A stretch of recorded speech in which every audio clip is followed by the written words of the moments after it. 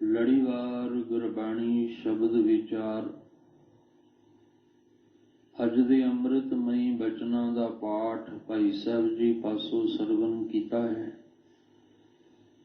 ਪਵਿੱਤਰ ਬਾਣੀ ਦੀ ਵਿਚਾਰ ਨਾਲ ਸਾਂਝ ਪਾਉਣ ਲਈ ਜੋ ਸਮਾਂ ਪ੍ਰਾਪਤ ਹੋ ਰਿਹਾ ਹੈ, ਮਨ ਬਿਰਤੀਆਂ ਨੂੰ ਇਕਾਗਰ ਕਰਦੇ ਹੋਏ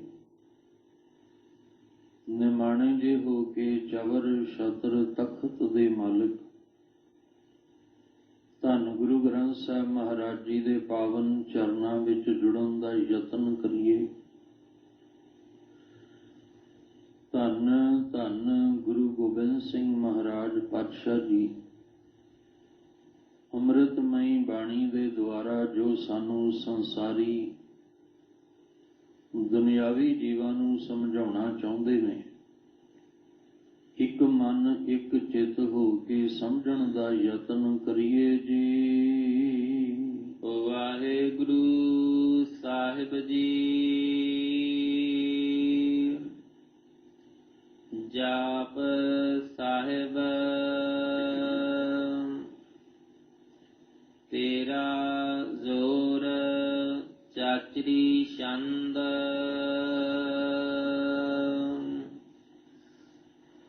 ਜਲੇ ਹੈ ਥਲੇ ਹੈ, ਅਪੀਤ ਹੈ ਆਪੇ ਹੈ।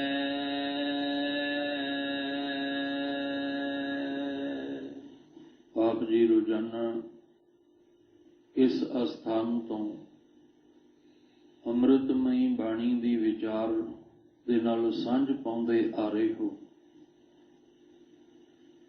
ਹਰ ਗੁਰੂ ਕਾ ਪਿਆਰਾ, ਗੁਰੂ ਕਾ ਸਿੱਖ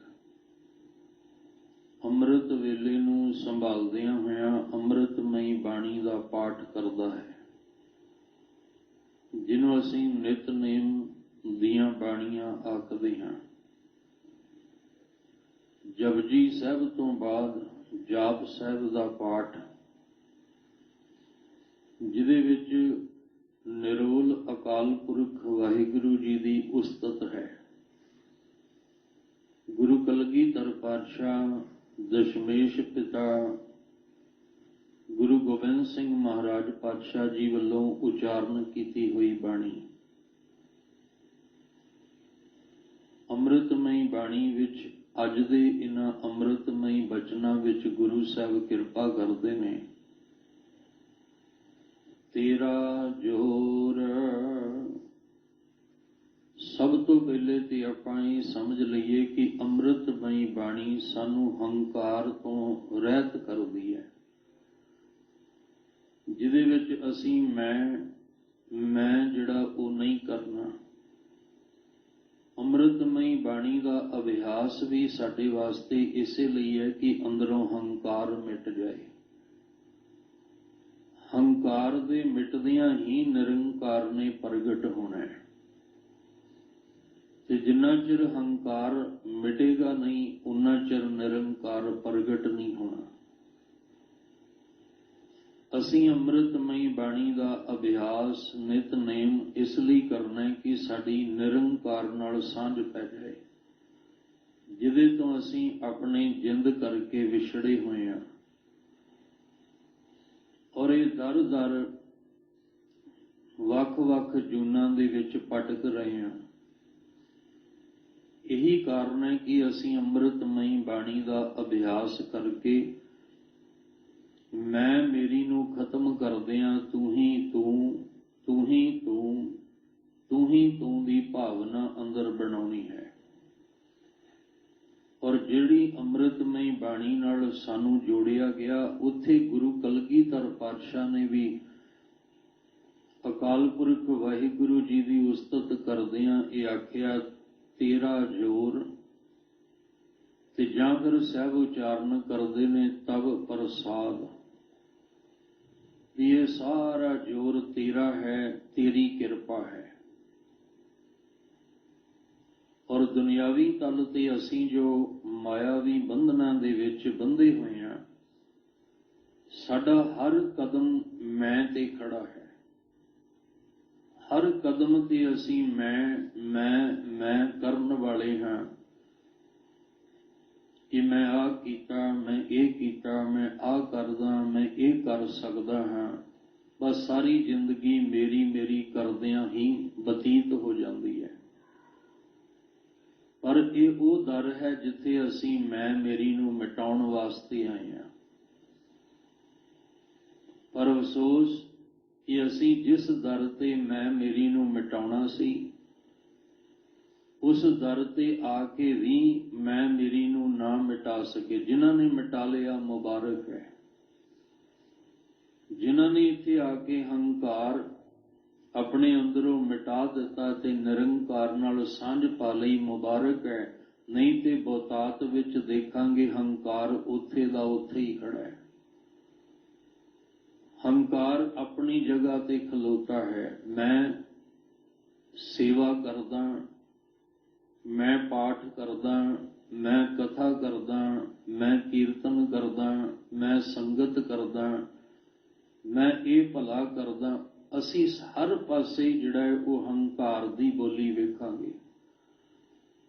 ਪਰ ਗੁਰੂ ਸਾਹਿਬ ਕਹਿੰਦੇ ਤੇਰੇ ਹੰਕਾਰ ਦੀ ਬੋਲੀ ਤਾਂ ਉਸ ਮਾਲਕ ਨੂੰ ਭਾਉਂਦੀ ਹੋਈ ਨਹੀਂ ਹੈ।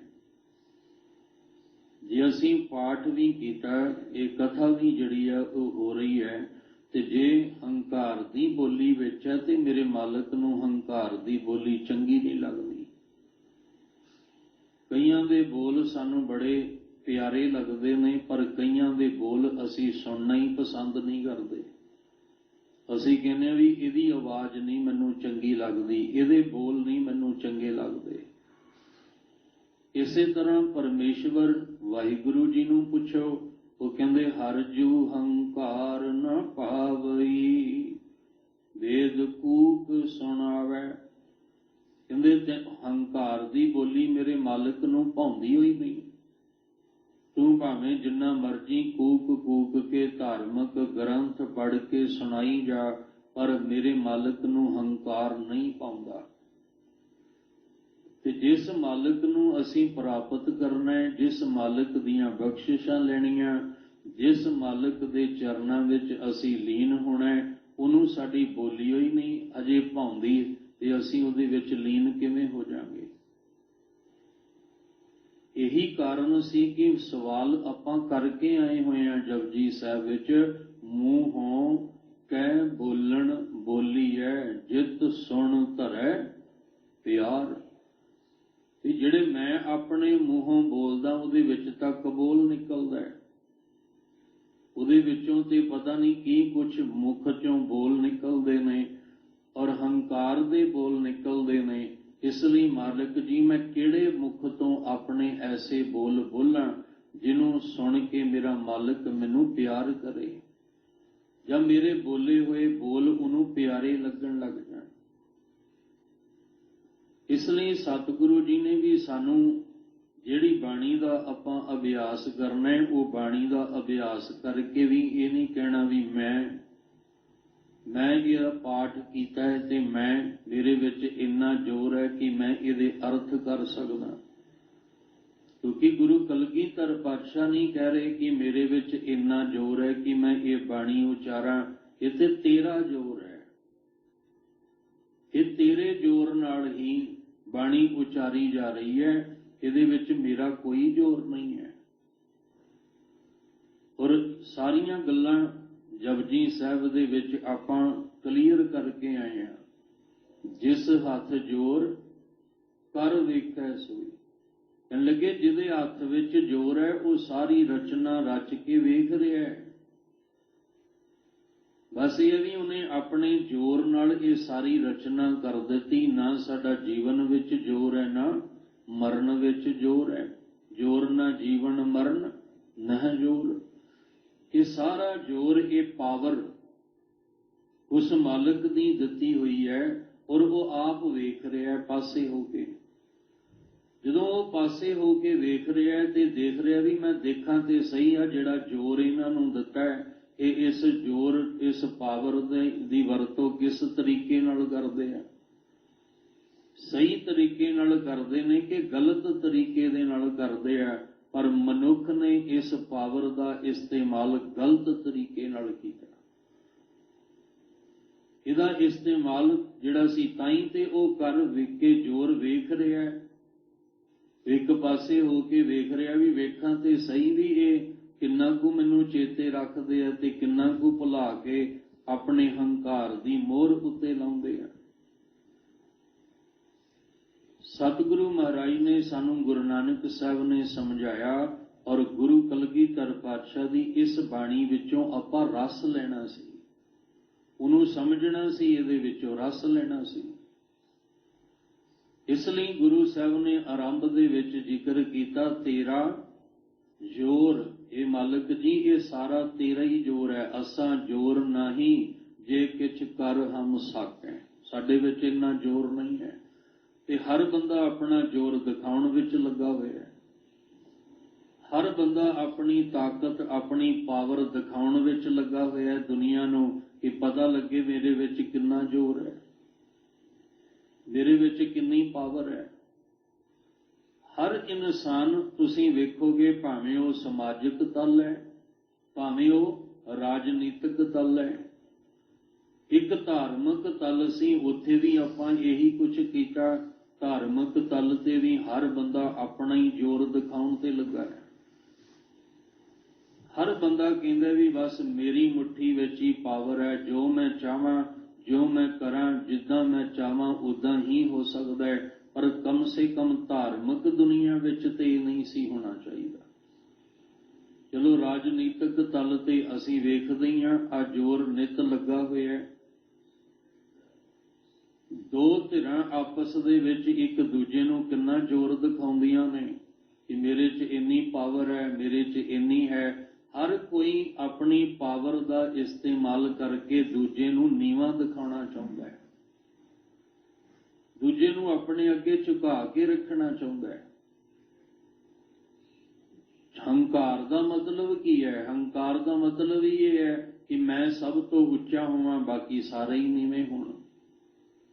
ਹੰਕਾਰ ਦਾ ਮਤਲਬ ਹੀ ਇਹ ਹੈ ਨਾ ਕਿ ਜੋ ਸੰਸਾਰ ਦੇ ਵਿੱਚ ਹੈ ਉਹ ਮੇਰੇ ਜ਼ੋਰ ਦੇ ਹੇਠਾਂ ਹੋਵੇ, ਮੈਂ ਕਿਸੇ ਦੇ ਜ਼ੋਰ ਹੇਠਾਂ ਨਾ ਹੋਵਾਂ। ਇਹੀ ਕਾਰਨ ਹੈ ਕਿ ਅਸੀਂ ਰੱਬ ਨੂੰ ਵੀ, ਹੰਕਾਰੀ ਬੰਦਾ ਰੱਬ ਨੂੰ ਵੀ ਕੁਝ ਨਹੀਂ ਸਮਝਦਾ। ਹਰਨਾਕਸ਼ ਨੇ ਆਖਿਆ ਪ੍ਰਹਿਲਾਦ ਨੂੰ ਕਿ ਆ ਦੇਖਦਾ ਮੈਂ ਤੇਰਾ ਰਾਮ ਕੀ ਕਰ ਲੇਗਾ, ਤੇਰਾ ਰੱਬ ਕੀ ਕਰ ਲੇਗਾ। ਮੇਰੇ ਵਿੱਚ ਇੰਨਾ ਜ਼ੋਰ, ਇੰਨੀ ਮੇਰੇ ਵਿੱਚ ਪਾਵਰ ਹੈ ਕਿ ਤੇਰਾ ਰੱਬ, ਤੇਰਾ ਰਾਮ ਵੀ ਮੇਰੇ ਅੱਗੇ ਕੁਝ ਨਹੀਂ ਕਰ ਸਕਦਾ। ਪਰ ਭੁਲੇਖਾ ਸੀ ਨਾ ਉਹ। ਤੇ ਪ੍ਰਹਿਲਾਦ ਨੇ ਆਖਿਆ ਵੀ ਇੰਨਾ ਹੰਕਾਰ ਨਹੀਂ ਕਰੀਦਾ। ਚਲੋ ਬੰਦੇ ਨੂੰ ਬੰਦਾ ਕਹਿੰਦਾ ਵੀ ਤੂੰ ਮੇਰੇ ਅੱਗੇ ਕੀ ਹੈ, ਤੂੰ ਮੇਰੇ ਅੱਗੇ ਕੁਝ ਵੀ ਨਹੀਂ ਹੈ, ਪਰ ਹੱਦ ਹੋ ਗਈ। ਹੰਕਾਰ ਇੰਨਾ ਵੱਡਾ ਕਿ ਰੱਬ ਨੂੰ ਵੀ ਕਹਿੰਦਾ ਵੀ ਰੱਬ ਤੂੰ ਮੇਰੇ ਅੱਗੇ ਕੁਝ ਨਹੀਂ। ਕਈ ਵਾਰ ਅਸੀਂ ਹੰਕਾਰ ਦੀ ਬੋਲੀ ਵਿੱਚ ਬੋਲ ਜਾਂਦੇ ਹਾਂ ਵੀ ਤੇਰਾ ਵਾਹਿਗੁਰੂ ਕੀ ਕਰ ਲੇਗਾ, ਤੇਰਾ ਰੱਬ ਕੀ ਕਰ ਲੇਗਾ, ਤੇਰਾ ਪਰਮਾਤਮਾ ਕੀ ਕਰ ਲੇਗਾ। ਜਿਸ ਗੁਰੂ ਨੂੰ ਤੂੰ ਰੋਜ਼ ਧਿਆਉਣਾ ਉਹ ਗੁਰੂ ਤੇਰਾ ਜਿਹੜਾ ਉਹ ਕਿੰਨਾ ਕੁ ਸਾਥ ਦੇ ਦੇਗਾ। ਇਹ ਹੰਕਾਰ ਦੀਆਂ ਬੋਲੀਆਂ ਨੇ। ਪਰ ਜਿਸ ਦਿਨ ਕਲਾ ਵਰਤਦੀ ਹੈ ਨਾ, ਉਸ ਦਿਨ ਮੁਖ ਤੋਂ ਫਿਰ ਬੋਲ ਵੀ ਨਹੀਂ ਨਿਕਲਦਾ। ਜਿਸ ਦਿਨ ਉਹਦਾ ਹਜੇ ਤੇ ਉਹ ਜ਼ੋਰ ਕਰ ਵੇਖਿਆ ਸੋਏ, ਹਜੇ ਤਾਂ ਉਹ ਵੇਖ ਰਿਹਾ, ਪਰ ਜਦੋਂ ਭਾਂਡਾ ਭਰ ਜਾਂਦਾ ਫਿਰ ਉਹ ਆਪਣਾ ਜ਼ੋਰ ਦਿਖਾਉਂਦਾ ਹੈ। ਤੇ ਜਦੋਂ ਉਹਦਾ ਜ਼ੋਰ ਚੱਲਦਾ ਫਿਰ ਸਾਡੇ ਜ਼ੋਰ ਉੱਥੇ ਫਿੱਕੇ ਪੈ ਜਾਂਦੇ ਨੇ, ਫਿਰ ਸਾਡੀ ਉੱਥੇ ਤਾਕਤ ਕੰਮ ਨਹੀਂ ਆਉਂਦੀ। ਜਿੱਥੇ ਉਹਦਾ ਜ਼ੋਰ ਚੱਲਣਾ ਨਾ, ਹੁਣ ਜਿੰਨਾ ਚਿਰ ਅਸੀਂ ਜ਼ੋਰ ਆਪਣਾ ਚਲਾਉਂਦੇ ਰਹੇ, ਪਰ ਜਿਸ ਦਿਨ ਉਹਨੇ ਆਪਣਾ ਜ਼ੋਰ ਚਲਾਇਆ ਫਿਰ ਵਿੱਚ ਕਰਤਾ ਪੁਰਖ ਖਲੋਆ, ਵਾਲ ਨਾ ਵਿੰਗਾ ਹੁਆ। ਫਿਰ ਉਹਦਾ ਜ਼ੋਰ, ਉਹਦਾ ਵਾਲ ਵੀ ਵਿੰਗਾ ਨਹੀਂ ਕਰ ਸਕਿਆ। ਜਦੋਂ ਉਸ ਕਰਤੇ ਨੇ ਆਪਣਾ ਜ਼ੋਰ, ਗੁਰਬਾਣੀ ਜਿਹੜੀ ਆ ਉਹ ਸਾਨੂੰ ਇਹੀ ਗੱਲ ਸਮਝਾਉਂਦੀ ਹੈ ਕਿ ਬੰਦਿਆ ਹਉਮੈ ਦੀ ਬੋਲੀ ਛੱਡ ਦੇ, ਹੰਕਾਰ ਦੇ ਬੋਲ ਛੱਡ ਦੇ। ਤੇਰੇ ਵਿੱਚ ਕੋਈ ਪਾਵਰ ਨਹੀਂ ਹੈ, ਤੇਰੇ ਵਿੱਚ ਕੋਈ ਤਾਕਤ ਨਹੀਂ ਹੈ। ਐਵੇਂ ਨਹੀਂ ਤੂੰ ਆਪਣੇ ਹੰਕਾਰ ਦੀ ਪ੍ਰਦਰਸ਼ਨੀ ਸੰਸਾਰ ਵਿੱਚ ਕਰ, ਹੰਕਾਰ ਦਾ ਬੋਲ ਬਾਲਾ ਨਾ ਰੱਖ, ਕਿਉਂਕਿ ਇੱਥੇ ਪਲ ਲੱਗਣਾ ਹੈ ਹੰਕਾਰ ਨੂੰ ਟੁੱਟਣ ਲੱਗਿਆ। ਇੱਥੇ ਪਤਾ ਹੀ ਕੋਈ ਨਹੀਂ ਭਿਖਾਰੀ ਤੋਂ ਰਾਜਾ ਕਦੋਂ ਤੇ ਰਾਜੇ ਤੋਂ ਭਿਖਾਰੀ ਕਦੋਂ ਬਣ ਜਾਣਾ ਤੇ ਤੂੰ ਰਾਜੇ ਹੋਣ ਦਾ ਮਾਣ ਰੱਖ ਕੇ ਬੈਠਾ ਹੈ। ਇੱਥੇ ਨਹੀਂ ਪਤਾ ਲੱਗਣਾ ਜਦੋਂ ਉਹਦਾ ਜ਼ੋਰ ਚੱਲਿਆ ਭਿਖਾਰੀ ਤੇ ਰਾਜ ਕਰਾਵੇ ਰਾਜਾ ਤੇ ਭਿਖਾਰੀ, ਉਹਦਾ ਪਤਾ ਹੀ ਨਹੀਂ ਲੱਗਣਾ। ਜੇ ਤੂੰ ਕਹੇ ਮੈਂ ਵਿਦਵਤਾ ਦਾ ਮਾਲਕ ਆ ਤੇ ਉਹਦਾ ਪਤਾ ਹੀ ਨਹੀਂ, ਉਹਨੇ ਜ਼ੋਰ ਵਿੱਚ ਇੱਕ ਪਲ ਵਿੱਚ ਤੈਨੂੰ ਸਿਆਣੇ ਤੋਂ ਮੂਰਖ ਬਣਾ ਦੇਣਾ ਤੇ ਮੂਰਖ ਤੋਂ ਸਿਆਣਾ ਬਣਾ ਦੇਣਾ। ਉਹਦੇ ਲਈ ਤੇ ਇੱਕ ਪਲ ਦੀ ਖੇਡ ਹੈ। ਅਸੀਂ ਹੰਕਾਰ ਦੇ ਵਿੱਚ ਆਪਣਾ ਨਿੱਤ ਜ਼ੋਰ ਦਿਖਾਉਣ ਵਿੱਚ ਲੱਗੇ ਹਾਂ, ਰਾਜਨੀਤਿਕ ਤਲ ਤੇ, ਸਮਾਜਿਕ ਤਲ ਤੇ, ਧਾਰਮਿਕ ਤਲ ਉੱਤੇ। ਕੋਈ ਤਲ ਐਸਾ ਹੈ ਜਿੱਥੇ ਅਸੀਂ ਆਪਣਾ ਜ਼ੋਰ ਨਹੀਂ ਦਿਖਾਉਂਦੇ, ਜਿੱਥੇ ਅਸੀਂ ਆਪਣੇ ਹੰਕਾਰ ਦੀ ਬੋਲੀ ਨਹੀਂ ਬੋਲਦੇ, ਜਿੱਥੇ ਅਸੀਂ ਆਪਣੀ ਪਾਵਰ ਨਹੀਂ ਦਿਖਾਣਾ ਚਾਹੁੰਦੇ। ਪਰ ਗੁਰਬਾਣੀ ਵਿੱਚ ਸਾਡੇ ਹੰਕਾਰ ਨੂੰ ਤੋੜਨ ਵਾਸਤੇ ਕਿੰਨਾ ਉਦਾਹਰਨਾਂ ਦੇ ਦੇ ਕੇ ਸਮਝਾਇਆ, ਐਗਜ਼ਾਮਪਲ ਦੇ ਦੇ ਕੇ ਸਮਝਾਇਆ ਕਿ ਬੰਦਿਆਂ ਮਾਣ ਨਾ ਕਰ, ਹੰਕਾਰ ਨਾ ਕਰ, ਤੇਰਾ ਜ਼ੋਰ ਨਹੀਂ ਚੱਲਣਾ ਉਹਦੇ ਅੱਗੇ।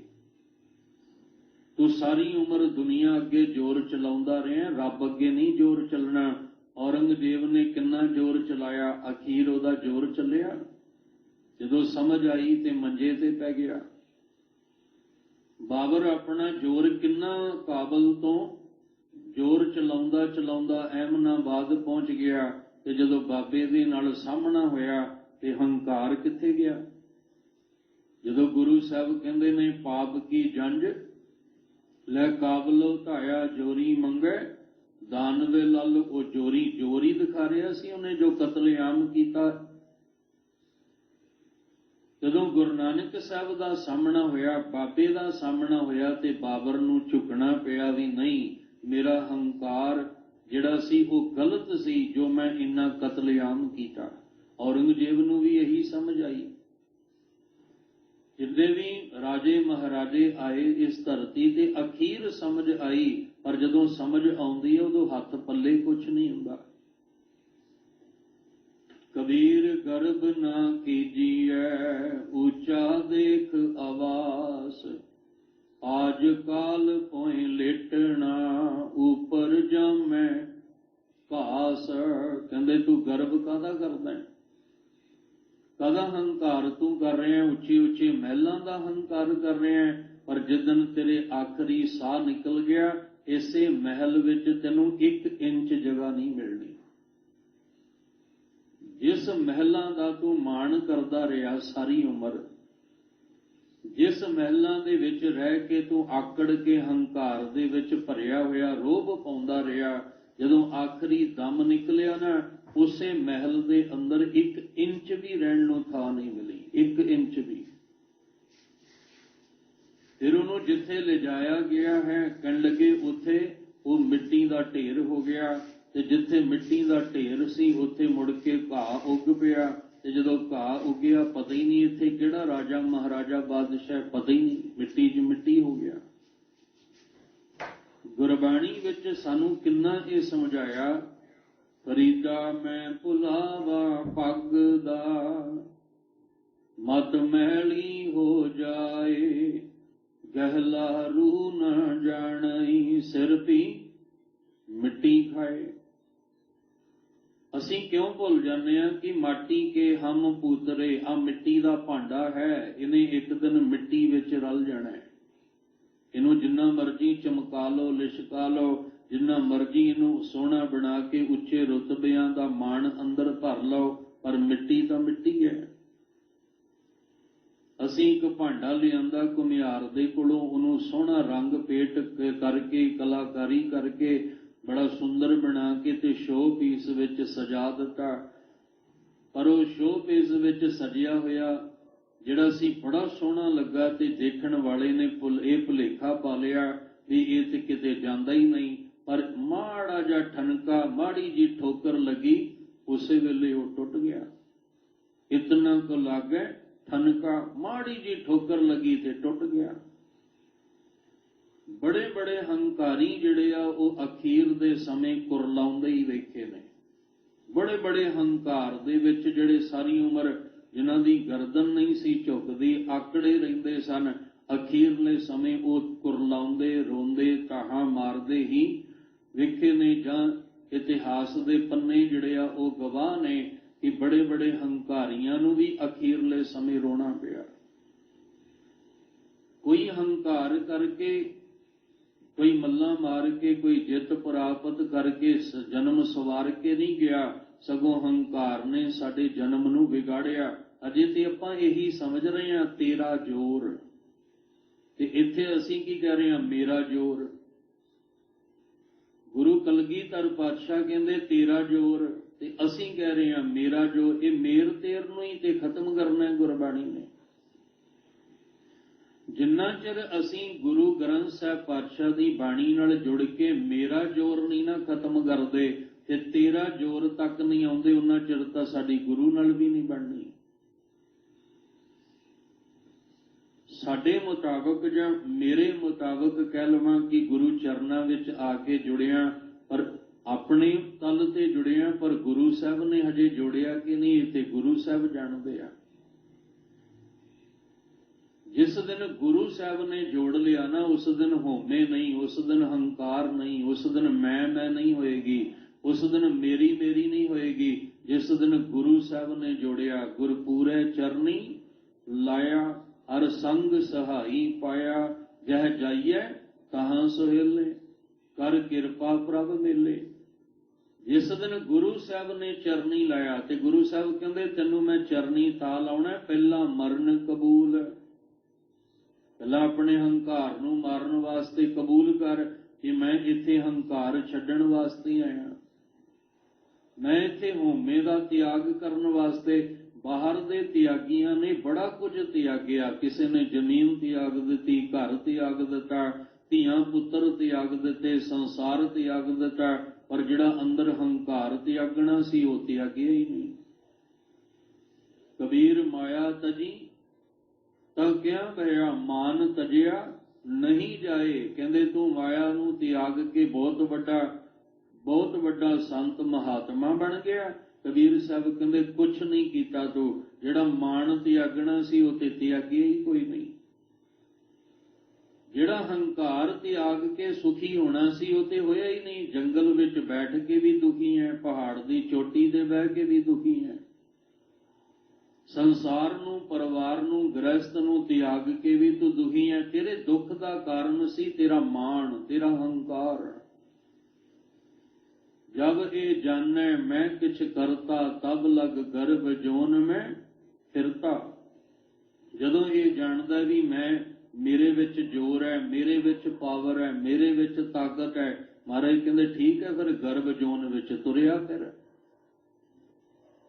ਫਿਰ ਤੂੰ ਤੁਰਿਆ ਰਹਿ। ਜੇ ਤੈਨੂੰ ਆਪਣੇ ਜ਼ੋਰ ਉੱਤੇ ਇੰਨਾ ਤਾਕਤ ਤੇ ਮਾਣ ਹੈ, ਫਿਰ ਤੂੰ ਤੁਰਿਆ ਰਹਿ, ਕਿਉਂਕਿ ਸੁਖੀ ਤਾਂ ਉਹਨੇ ਵਸਣਾ ਜਿਹਨੇ ਅੰਦਰ ਦੇ ਹੰਕਾਰ ਨੂੰ ਖਤਮ ਕਰਕੇ ਆਖਿਆ ਤੇਰਾ ਜ਼ੋਰ, ਤੇ ਜਿਹਨੇ ਆਖਿਆ ਮੇਰਾ ਜ਼ੋਰ ਹੈ, ਮੈਂ ਜ਼ੋਰ ਦਿਖਾਉਣਾ ਦੁਨੀਆ ਨੂੰ, ਫਿਰ ਸਭ ਕਹਿੰਦੇ ਉਹ ਗਰਭ ਜੋਨੀ ਦੇ ਦੁੱਖ ਚੋਂ ਨਿਕਲ ਹੀ ਨਹੀਂ ਸਕਿਆ।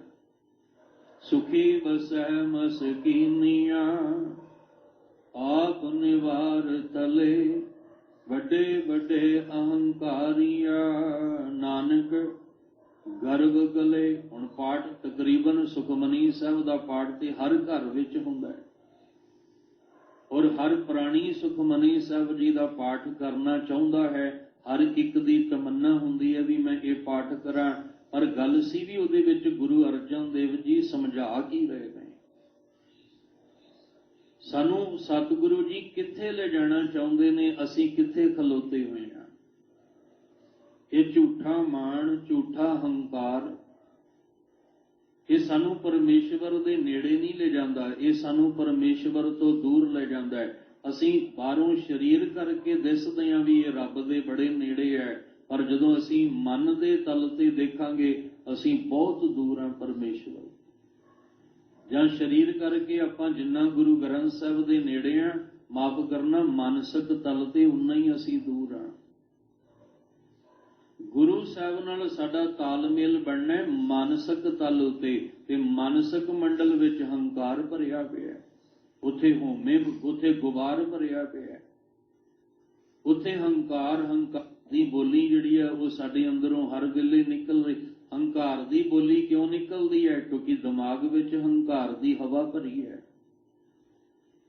ਜਿਵੇਂ ਬੈਲੂਨ ਵੇਖਦੇ ਹੋ ਨਾ, ਗੁਬਾਰਾ, ਉਹਦੇ ਵਿੱਚ ਗੈਸੀ ਹਵਾ ਭਰੀ ਹੋਵੇ, ਉਹ ਹੱਥਾਂ ਤੋਂ ਛੁੱਟ ਜਾਂਦਾ ਹੈ,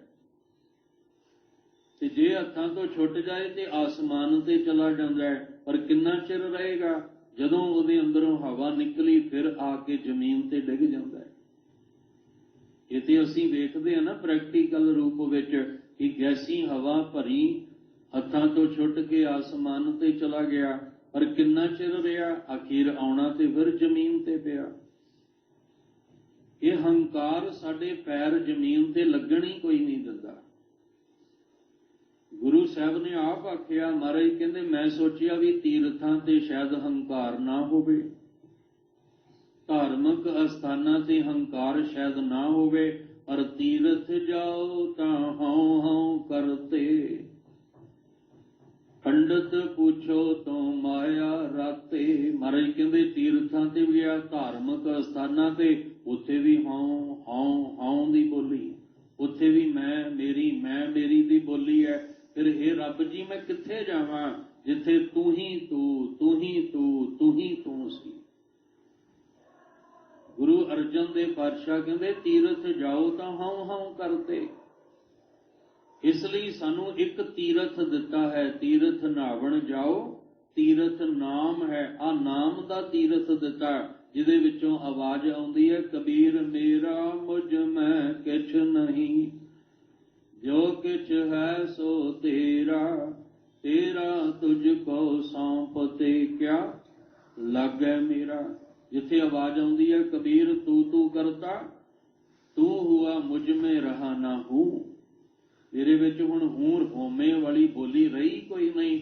ਅਸਲ ਵਿੱਚ ਅਸੀਂ ਜਿੱਦਨ ਹੁਕਮ ਉਹਦੇ ਨੂੰ ਸਮਝ ਲਾਂਗੇ ਨਾ, ਨਾਨਕ ਹੁਕਮੈ ਜੇ ਬੁਝੈ ਤਾਂ ਹੋਮੈ ਕਹੈ ਨਾ ਕੋਏ, ਉਦੋਂ ਕੋਈ ਹੋਮੇ ਦੀ ਬੋਲੀ ਨਹੀਂ ਬੋਲੇਗਾ ਜਿੱਦਨ ਉਹਦੇ ਹੁਕਮ ਨੂੰ ਸਮਝ ਲਾਂਗੇ।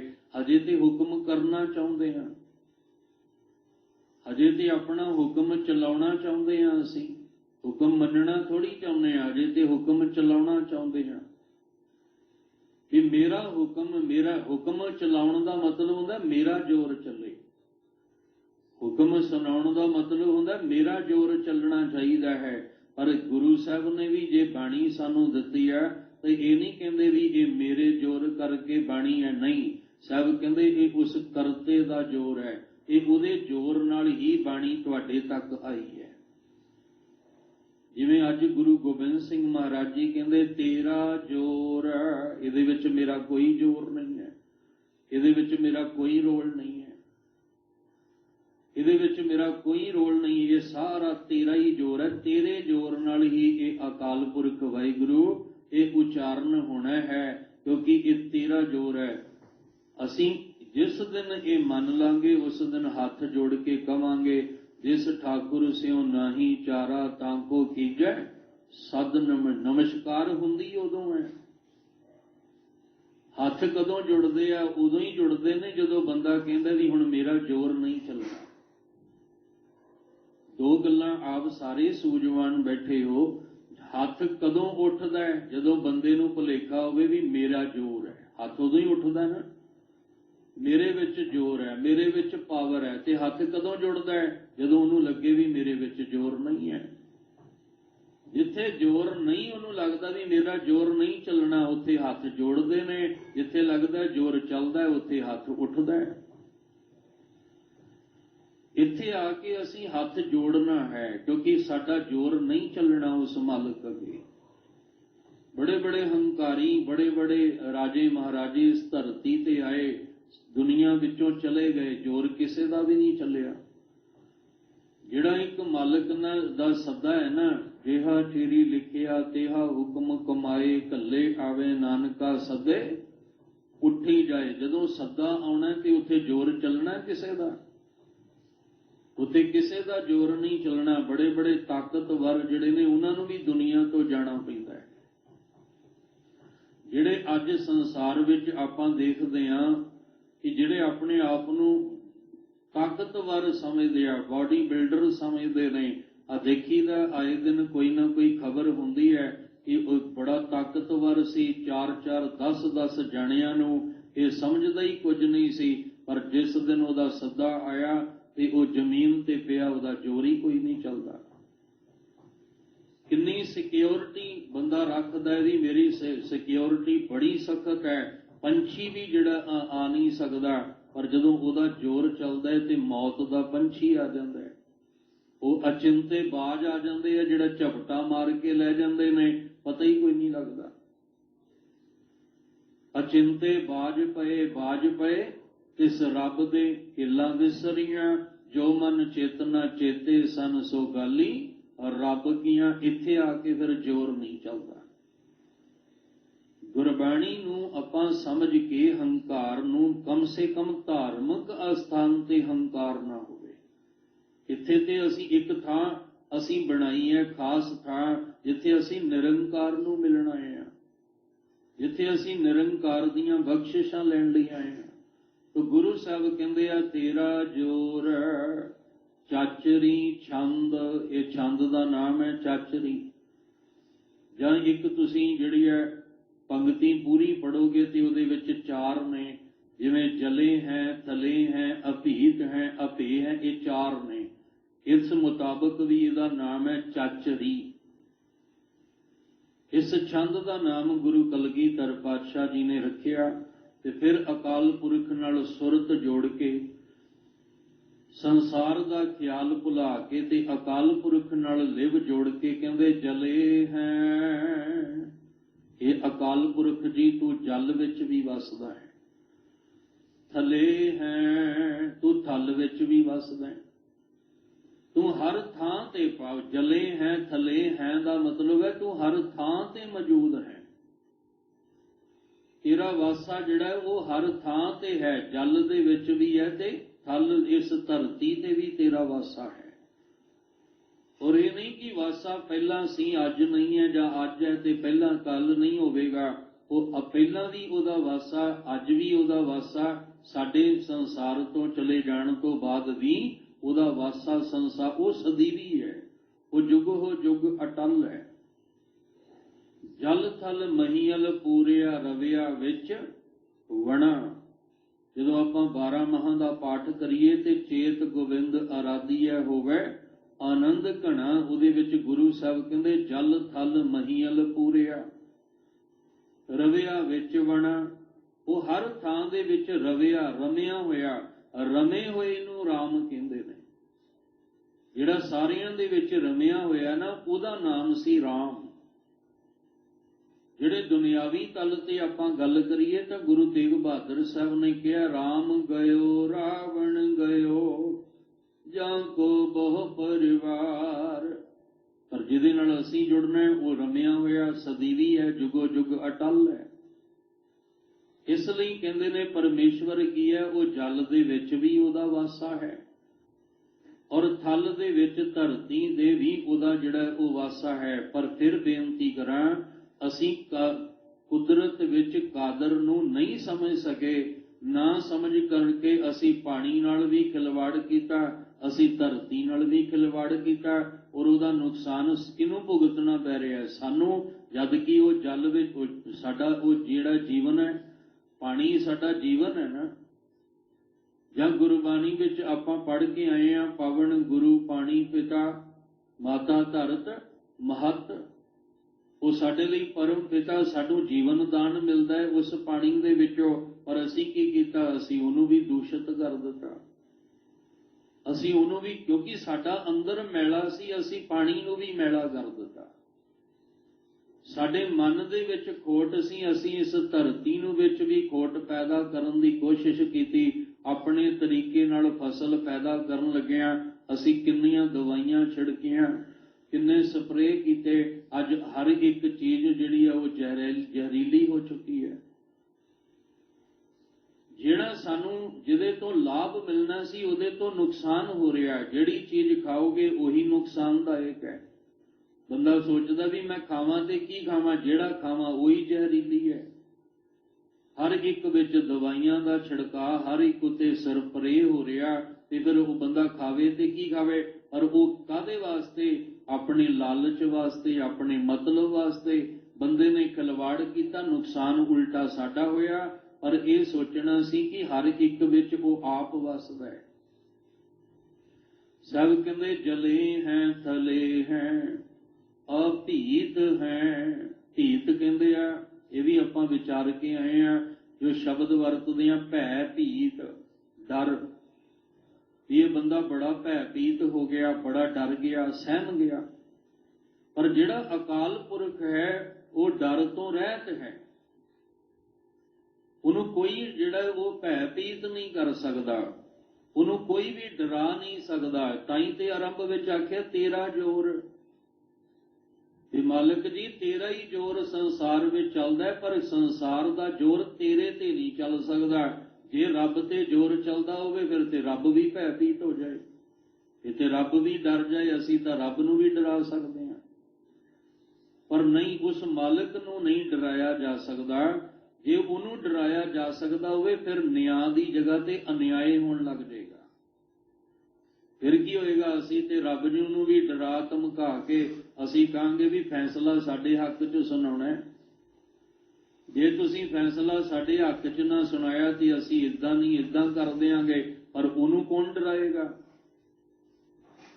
ਜਿਹਦੇ ਭੈ ਦੇ ਵਿੱਚ ਸਾਰਾ ਸੰਸਾਰ ਪੂਰਾ ਬ੍ਰਹਿਮੰਡ ਚੱਲਦਾ ਪਿਆ, ਉਹਨੂੰ ਕੌਣ ਆਪਣੇ ਭੈ ਵਿੱਚ ਲਿਆਏਗਾ? ਉਹਨੂੰ ਕੌਣ ਡਰਾ ਸਕਦਾ ਹੈ? ਕੋਈ ਦੁਨੀਆ ਵਿੱਚ ਐਸੀ ਤਾਕਤ ਕਿਸੇ ਕੋਲ ਇੰਨੀ ਪਾਵਰ ਨਹੀਂ ਕਿ ਉਹ ਜਿਹੜਾ ਪਰਮੇਸ਼ਵਰ ਨੂੰ ਕਹਿੰਦੇ ਭੈਭੀਤ ਕਰ ਸਕੇ। ਇਸ ਲਈ ਅਕਾਲ ਪੁਰਖ ਜੀ ਤੁਸੀਂ ਅਭੀਤ, ਤੁਸੀਂ ਭੈ ਤੋਂ ਰਹਿਤ ਹੋ, ਤੁਹਾਨੂੰ ਕੋਈ ਵੀ ਜਿਹੜਾ ਉਹ ਡਰਾ ਨਹੀਂ ਸਕਦਾ। ਅਭੀਤ ਹੈ ਅਭੇ ਹੈ, ਆਪੇ ਭੇ ਦਾ ਅਰਥ ਹੁੰਦਾ ਭੇਦ। ਉਹਦਾ ਭੇਦ ਉਹਦੀ ਕਿਰਪਾ ਤੋਂ ਬਿਨਾਂ ਕੋਈ ਵੀ ਨਹੀਂ ਜਾਣ ਸਕਦਾ। ਜੇ ਮਾਲਕ ਦੀ ਕਿਰਪਾ ਹੋਏਗੀ ਤਾਂ ਹੀ ਉਹਦਾ ਭੇਦ ਜਾਣਿਆ ਜਾ ਸਕਦਾ ਹੈ। ਉਹਦੀ ਕਿਰਪਾ ਤੋਂ ਬਿਨਾਂ ਜਿੰਨਾ ਮਰਜ਼ੀ ਆਪਾਂ ਜ਼ੋਰ ਲਾ ਲਈਏ ਉਹਦਾ ਭੇਦ ਨਹੀਂ ਆਪਾਂ ਪਾ ਸਕਦੇ, ਉਹਦਾ ਭੇਦ ਨਹੀਂ ਪਾਇਆ ਜਾ ਸਕਦਾ। ਜੇ ਉਹਦਾ ਭੇਦ ਪਾਇਆ ਜਾ ਸਕਦਾ ਹੋਵੇ ਫਿਰ ਇਹ ਦੁਨੀਆ ਵਿੱਚ ਕਰਮ ਕਾਂਡ ਜਿੰਨੇ ਨੇ ਇਹ ਸਾਰੇ ਹੀ ਖਤਮ ਹੋ ਜਾਣ, ਇਹ ਵਹਿਮ ਭਰਮ ਜਿੰਨੇ ਨੇ ਸਾਰੇ ਹੀ ਖਤਮ ਹੋ ਜਾਣ। ਗੁਰੂ ਸਾਹਿਬ ਗੁਰੂ ਕਲਗੀਧਰ ਪਾਤਸ਼ਾਹ ਨੇ ਮੋਹਰ ਲਾਈ ਹੈ ਨਾ, ਜਿਹੜੇ ਤੁਸੀਂ ਨਿਤਨੇਮੀ ਨਿਤ ਦੇ ਨੇਮ ਵਿੱਚ ਅਭਿਆਸ ਕਰਦੇ ਹੋ, ਰੋਜ਼ ਪੜ੍ਹਦੇ ਹੋ ਤੁਸੀਂ। ਮਹਾਰਾਜ ਕਹਿੰਦੇ ਮੈਂ ਤਾਂ ਹੈਰਾਨ ਹਾਂ ਕਿ ਸਾਰੇ ਹੀ ਰੱਬ ਰੱਬ ਕਰਦੇ ਆ, ਰੱਬ ਦੀਆਂ ਗੱਲਾਂ ਕਰਦੇ ਆ, ਪਰ ਸ਼੍ਰੀ ਭਗਵਾਨ ਕੋ ਭੇਦ ਨਾ ਪਾਇਓ। ਅਭੇ ਹੈ, ਉਹਦਾ ਭੇਦ ਕਿਸੇ ਨੇ ਵੀ ਨਹੀਂ ਪਾਇਆ। ਅਸੀਂ ਕਹਿ ਰਹੇ ਹਾਂ ਮੈਂ ਰੱਬ ਦਾ ਭੇਦ ਪਾ ਲਿਆ, ਪਰ ਜਿਹੜਾ ਕਹਿ ਰਿਹਾ ਉਹਨੇ ਪਾਇਆ ਹੀ ਨਹੀਂ, ਕਿਉਂਕਿ ਜਿਹਨੇ ਪਾ ਲਿਆ ਉਹ ਕਹਿ ਹੀ ਨਹੀਂ ਸਕਦਾ। ਜਿਹਨੇ ਚਾਖੀ ਸੋਈ ਜਾਣੇ ਗੂੰਗੇ ਕੀ ਮਠਿਆਈ। ਹੁਣ ਇਹ ਗੁਰਬਾਣੀ ਗਲਤ ਹੈ ਜਾਂ ਜਿਹੜਾ ਭੇਦ ਦੱਸ ਰਿਹਾ ਉਹ ਗਲਤ ਹੈ? ਜਿਹਨੇ ਭੇਦ ਮੁੱਖੋਂ ਦੱਸ ਰਿਹਾ ਨਾ ਪਰਮਾਤਮਾ ਦਾ, ਅਸਲ 'ਚ ਉਹਨੇ ਪਾਇਆ ਹੀ ਨਹੀਂ ਹੈ, ਤੇ ਜਿਹਨੇ ਪਾ ਲਿਆ ਉਹ ਦੱਸਣ ਜੋਗਾ ਹੀ ਨਹੀਂ ਰਿਹਾ, ਕਿਉਂਕਿ ਉਹਦੇ ਕੋਲ ਸ਼ਬਦ ਹੀ ਨਹੀਂ, ਉਹ ਕਿਵੇਂ ਦੱਸੇਗਾ? ਉੱਥੇ ਗੂੰਗੇ ਦੀ ਮਠਿਆਈ ਵਾਲਾ ਹਿਸਾਬ ਹੈ। ਅਸੀਂ ਰੱਬ ਦੇ ਨਾਮ ਤੇ ਬਹੁਤ ਤਰ੍ਹਾਂ ਦੇ ਜਿਹੜੇ ਅਡੰਬਰ ਰਚ ਕੇ ਬੈਠੇ ਆ। ਮੈਂ ਭੇਦ ਪਾ ਲਿਆ ਹੈ ਰੱਬ ਦਾ, ਪਰ ਸਭ ਕਹਿੰਦੇ ਨਹੀਂ, ਕਿਸੇ ਨੇ ਨਹੀਂ ਪਾਇਆ। ਐਵੇਂ ਰਾਮ ਰਾਮ ਕਰਤਾ ਸਭ ਜਗ ਫਿਰੈ, ਰਾਮ ਨ ਪਾਇਆ ਜਾਏ। ਸਾਰਾ ਜਗਤ ਹੀ ਰਾਮ ਰਾਮ ਕਰ ਰਿਹਾ ਹੈ, ਸਾਰਾ ਜਗਤ ਹੀ ਕੋਈ ਉਹਨੂੰ ਅੱਲਾਹ ਕਹਿ ਰਿਹਾ, ਕੋਈ ਗੋਡ ਕਹਿ ਰਿਹਾ, ਕੋਈ ਰਾਮ ਕਹਿ ਰਿਹਾ, ਕੋਈ ਰਹੀਮ ਕਹਿ ਰਿਹਾ, ਕੋਈ ਵਾਹਿਗੁਰੂ ਕਹਿ ਰਿਹਾ, ਪਰ ਸਭ ਕਹਿੰਦੇ ਰਾਮ ਨਾ ਪਾਇਆ ਜਾਏ। ਐਵੇਂ ਨਹੀਂ ਪਾਇਆ ਜਾਣਾ, ਉਹਦੀ ਕਿਰਪਾ ਤੋਂ ਬਿਨਾਂ ਗੱਲ ਨਹੀਂ ਬਣਨੀ। ਅਸੀਂ ਉਹਦੀ ਕਿਰਪਾ ਦੇ ਇੱਥੇ ਪਾਤਰ ਬਣਨ ਵਾਸਤੇ ਆਏ ਹਾਂ, ਤਾਂ ਕਿ ਉਹ ਕਰਮ ਕਰੀਏ ਜਿਹਦੇ ਨਾਲ ਉਹਦੀ ਕਿਰਪਾ। ਸਾਡੀ ਅਰਦਾਸ ਕੀ ਸੀ ਅਸੀਂ ਭੁੱਲ ਗਏ। ਕਿਰਤ ਕਰਮ ਕੇ ਵਿਛੜੇ ਕਰ ਕਿਰਪਾ ਮਿਲੋ ਰਾਮ। ਇਹ ਵਾਹਿਗੁਰੂ ਕਿਰਪਾ ਕਰੋ, ਆਪਣਾ ਭੇਦ ਦਿਓ, ਤਾਂ ਕਿ ਇਸ ਰਮਜ਼ ਨੂੰ ਸਮਝ ਕੇ ਤੁਹਾਡੇ ਵਿੱਚ ਸਮਾ ਜਾਈਏ। ਸਾਡੇ ਤੇ ਜਿੰਨਾ ਚਿਰ ਕਿਰਪਾ ਨਹੀਂ ਹੋਏਗੀ ਅਸੀਂ ਅਧੂਰੇ ਰਹਿ ਜਾਵਾਂਗੇ।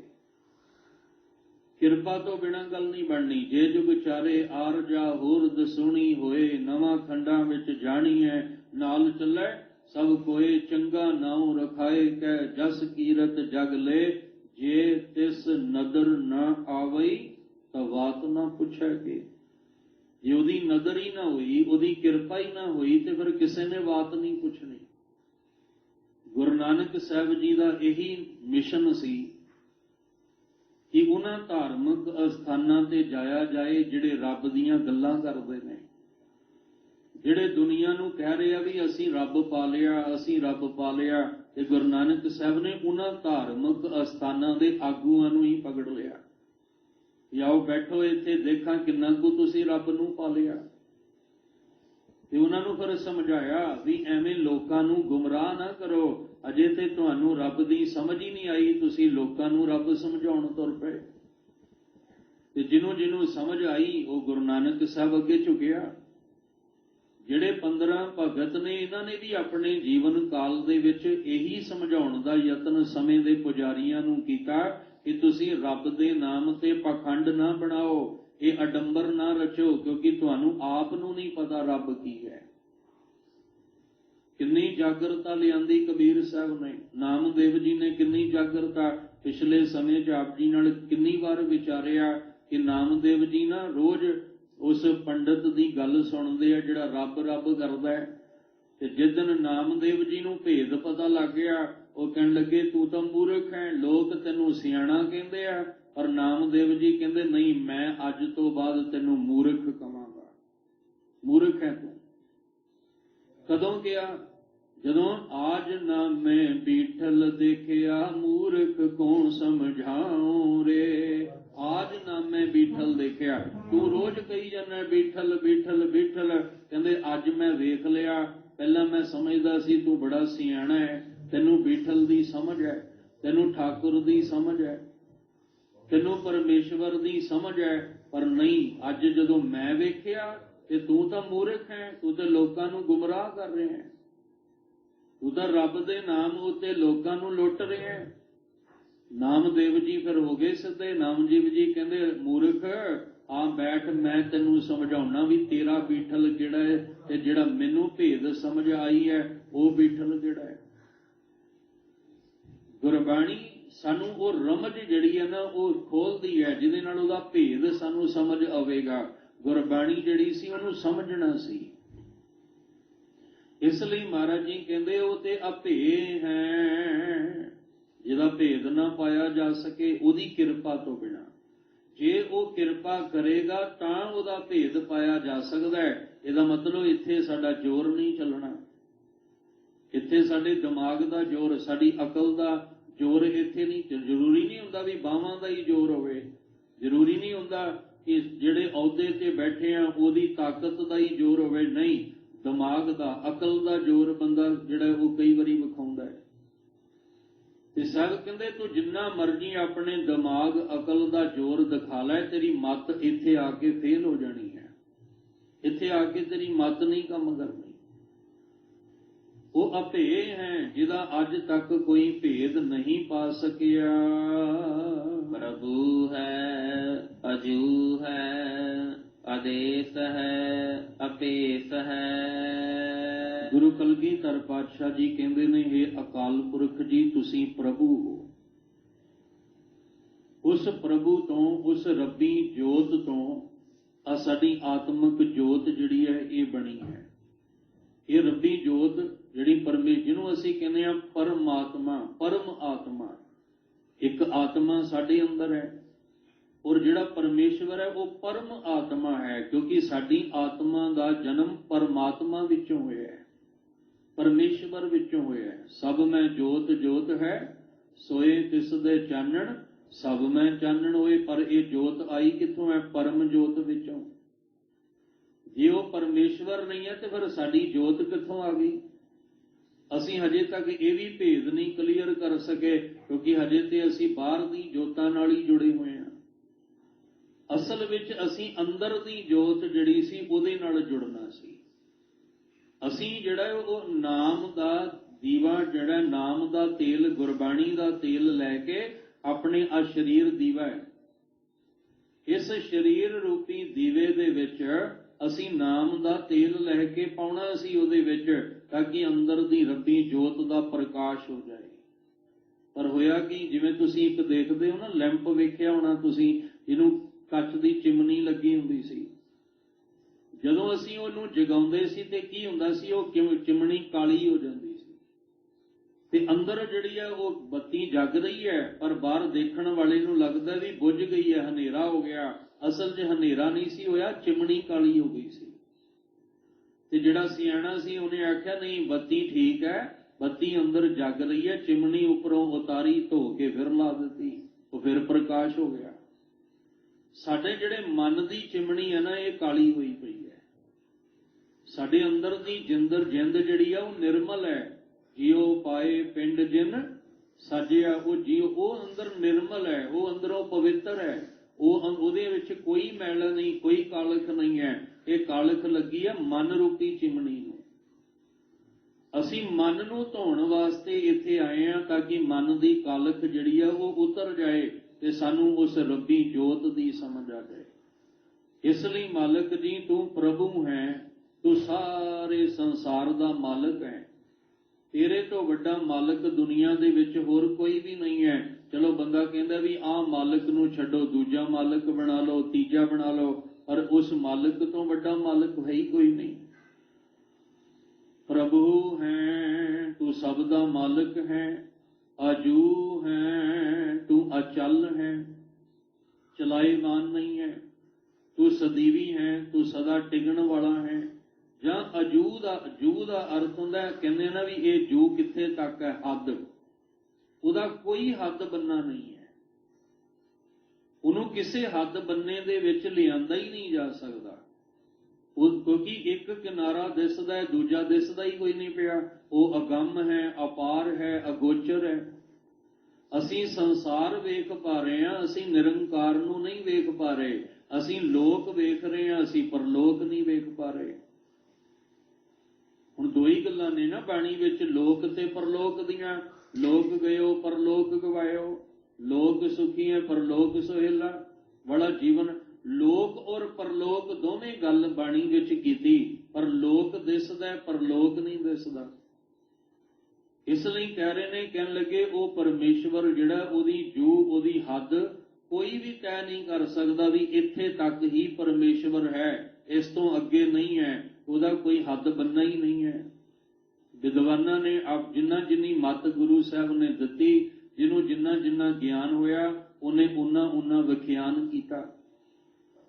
ਕਿਸੇ ਨੇ ਇਹਦਾ ਅਰਥ ਕੀਤਾ ਵੀ ਉਹ ਅਚਲ ਹੈ, ਅਟਲ ਜਿਹਨੂੰ ਕਿਹਾ ਸੀ, ਜਿਹੜਾ ਚਲਾਏਮਾਨ ਨਹੀਂ। ਆਪਾਂ ਸਾਰੇ ਚਲਾਏਮਾਨ ਹਾਂ, ਚੱਲ ਰਹੇ ਹਾਂ। ਜਦੋਂ ਦਾ ਜਨਮ ਹੋਇਆ ਚੱਲ ਹੀ ਰਹੇ ਹਾਂ, ਬਚਪਨ ਤੋਂ ਲੈ ਕੇ ਹੁਣ ਤੱਕ ਅਸੀਂ ਚੱਲ ਹੀ ਰਹੇ ਹਾਂ। ਤੇ ਕਿੰਨਾ ਕੁਝ ਬਦਲ ਗਿਆ, ਬਚਪਨ ਵੀ ਬਦਲ ਗਿਆ, ਜੋਬਨ ਵੀ ਬਦਲ ਗਿਆ, ਹੁਣ ਬੜੇਪਾ ਆ ਗਿਆ।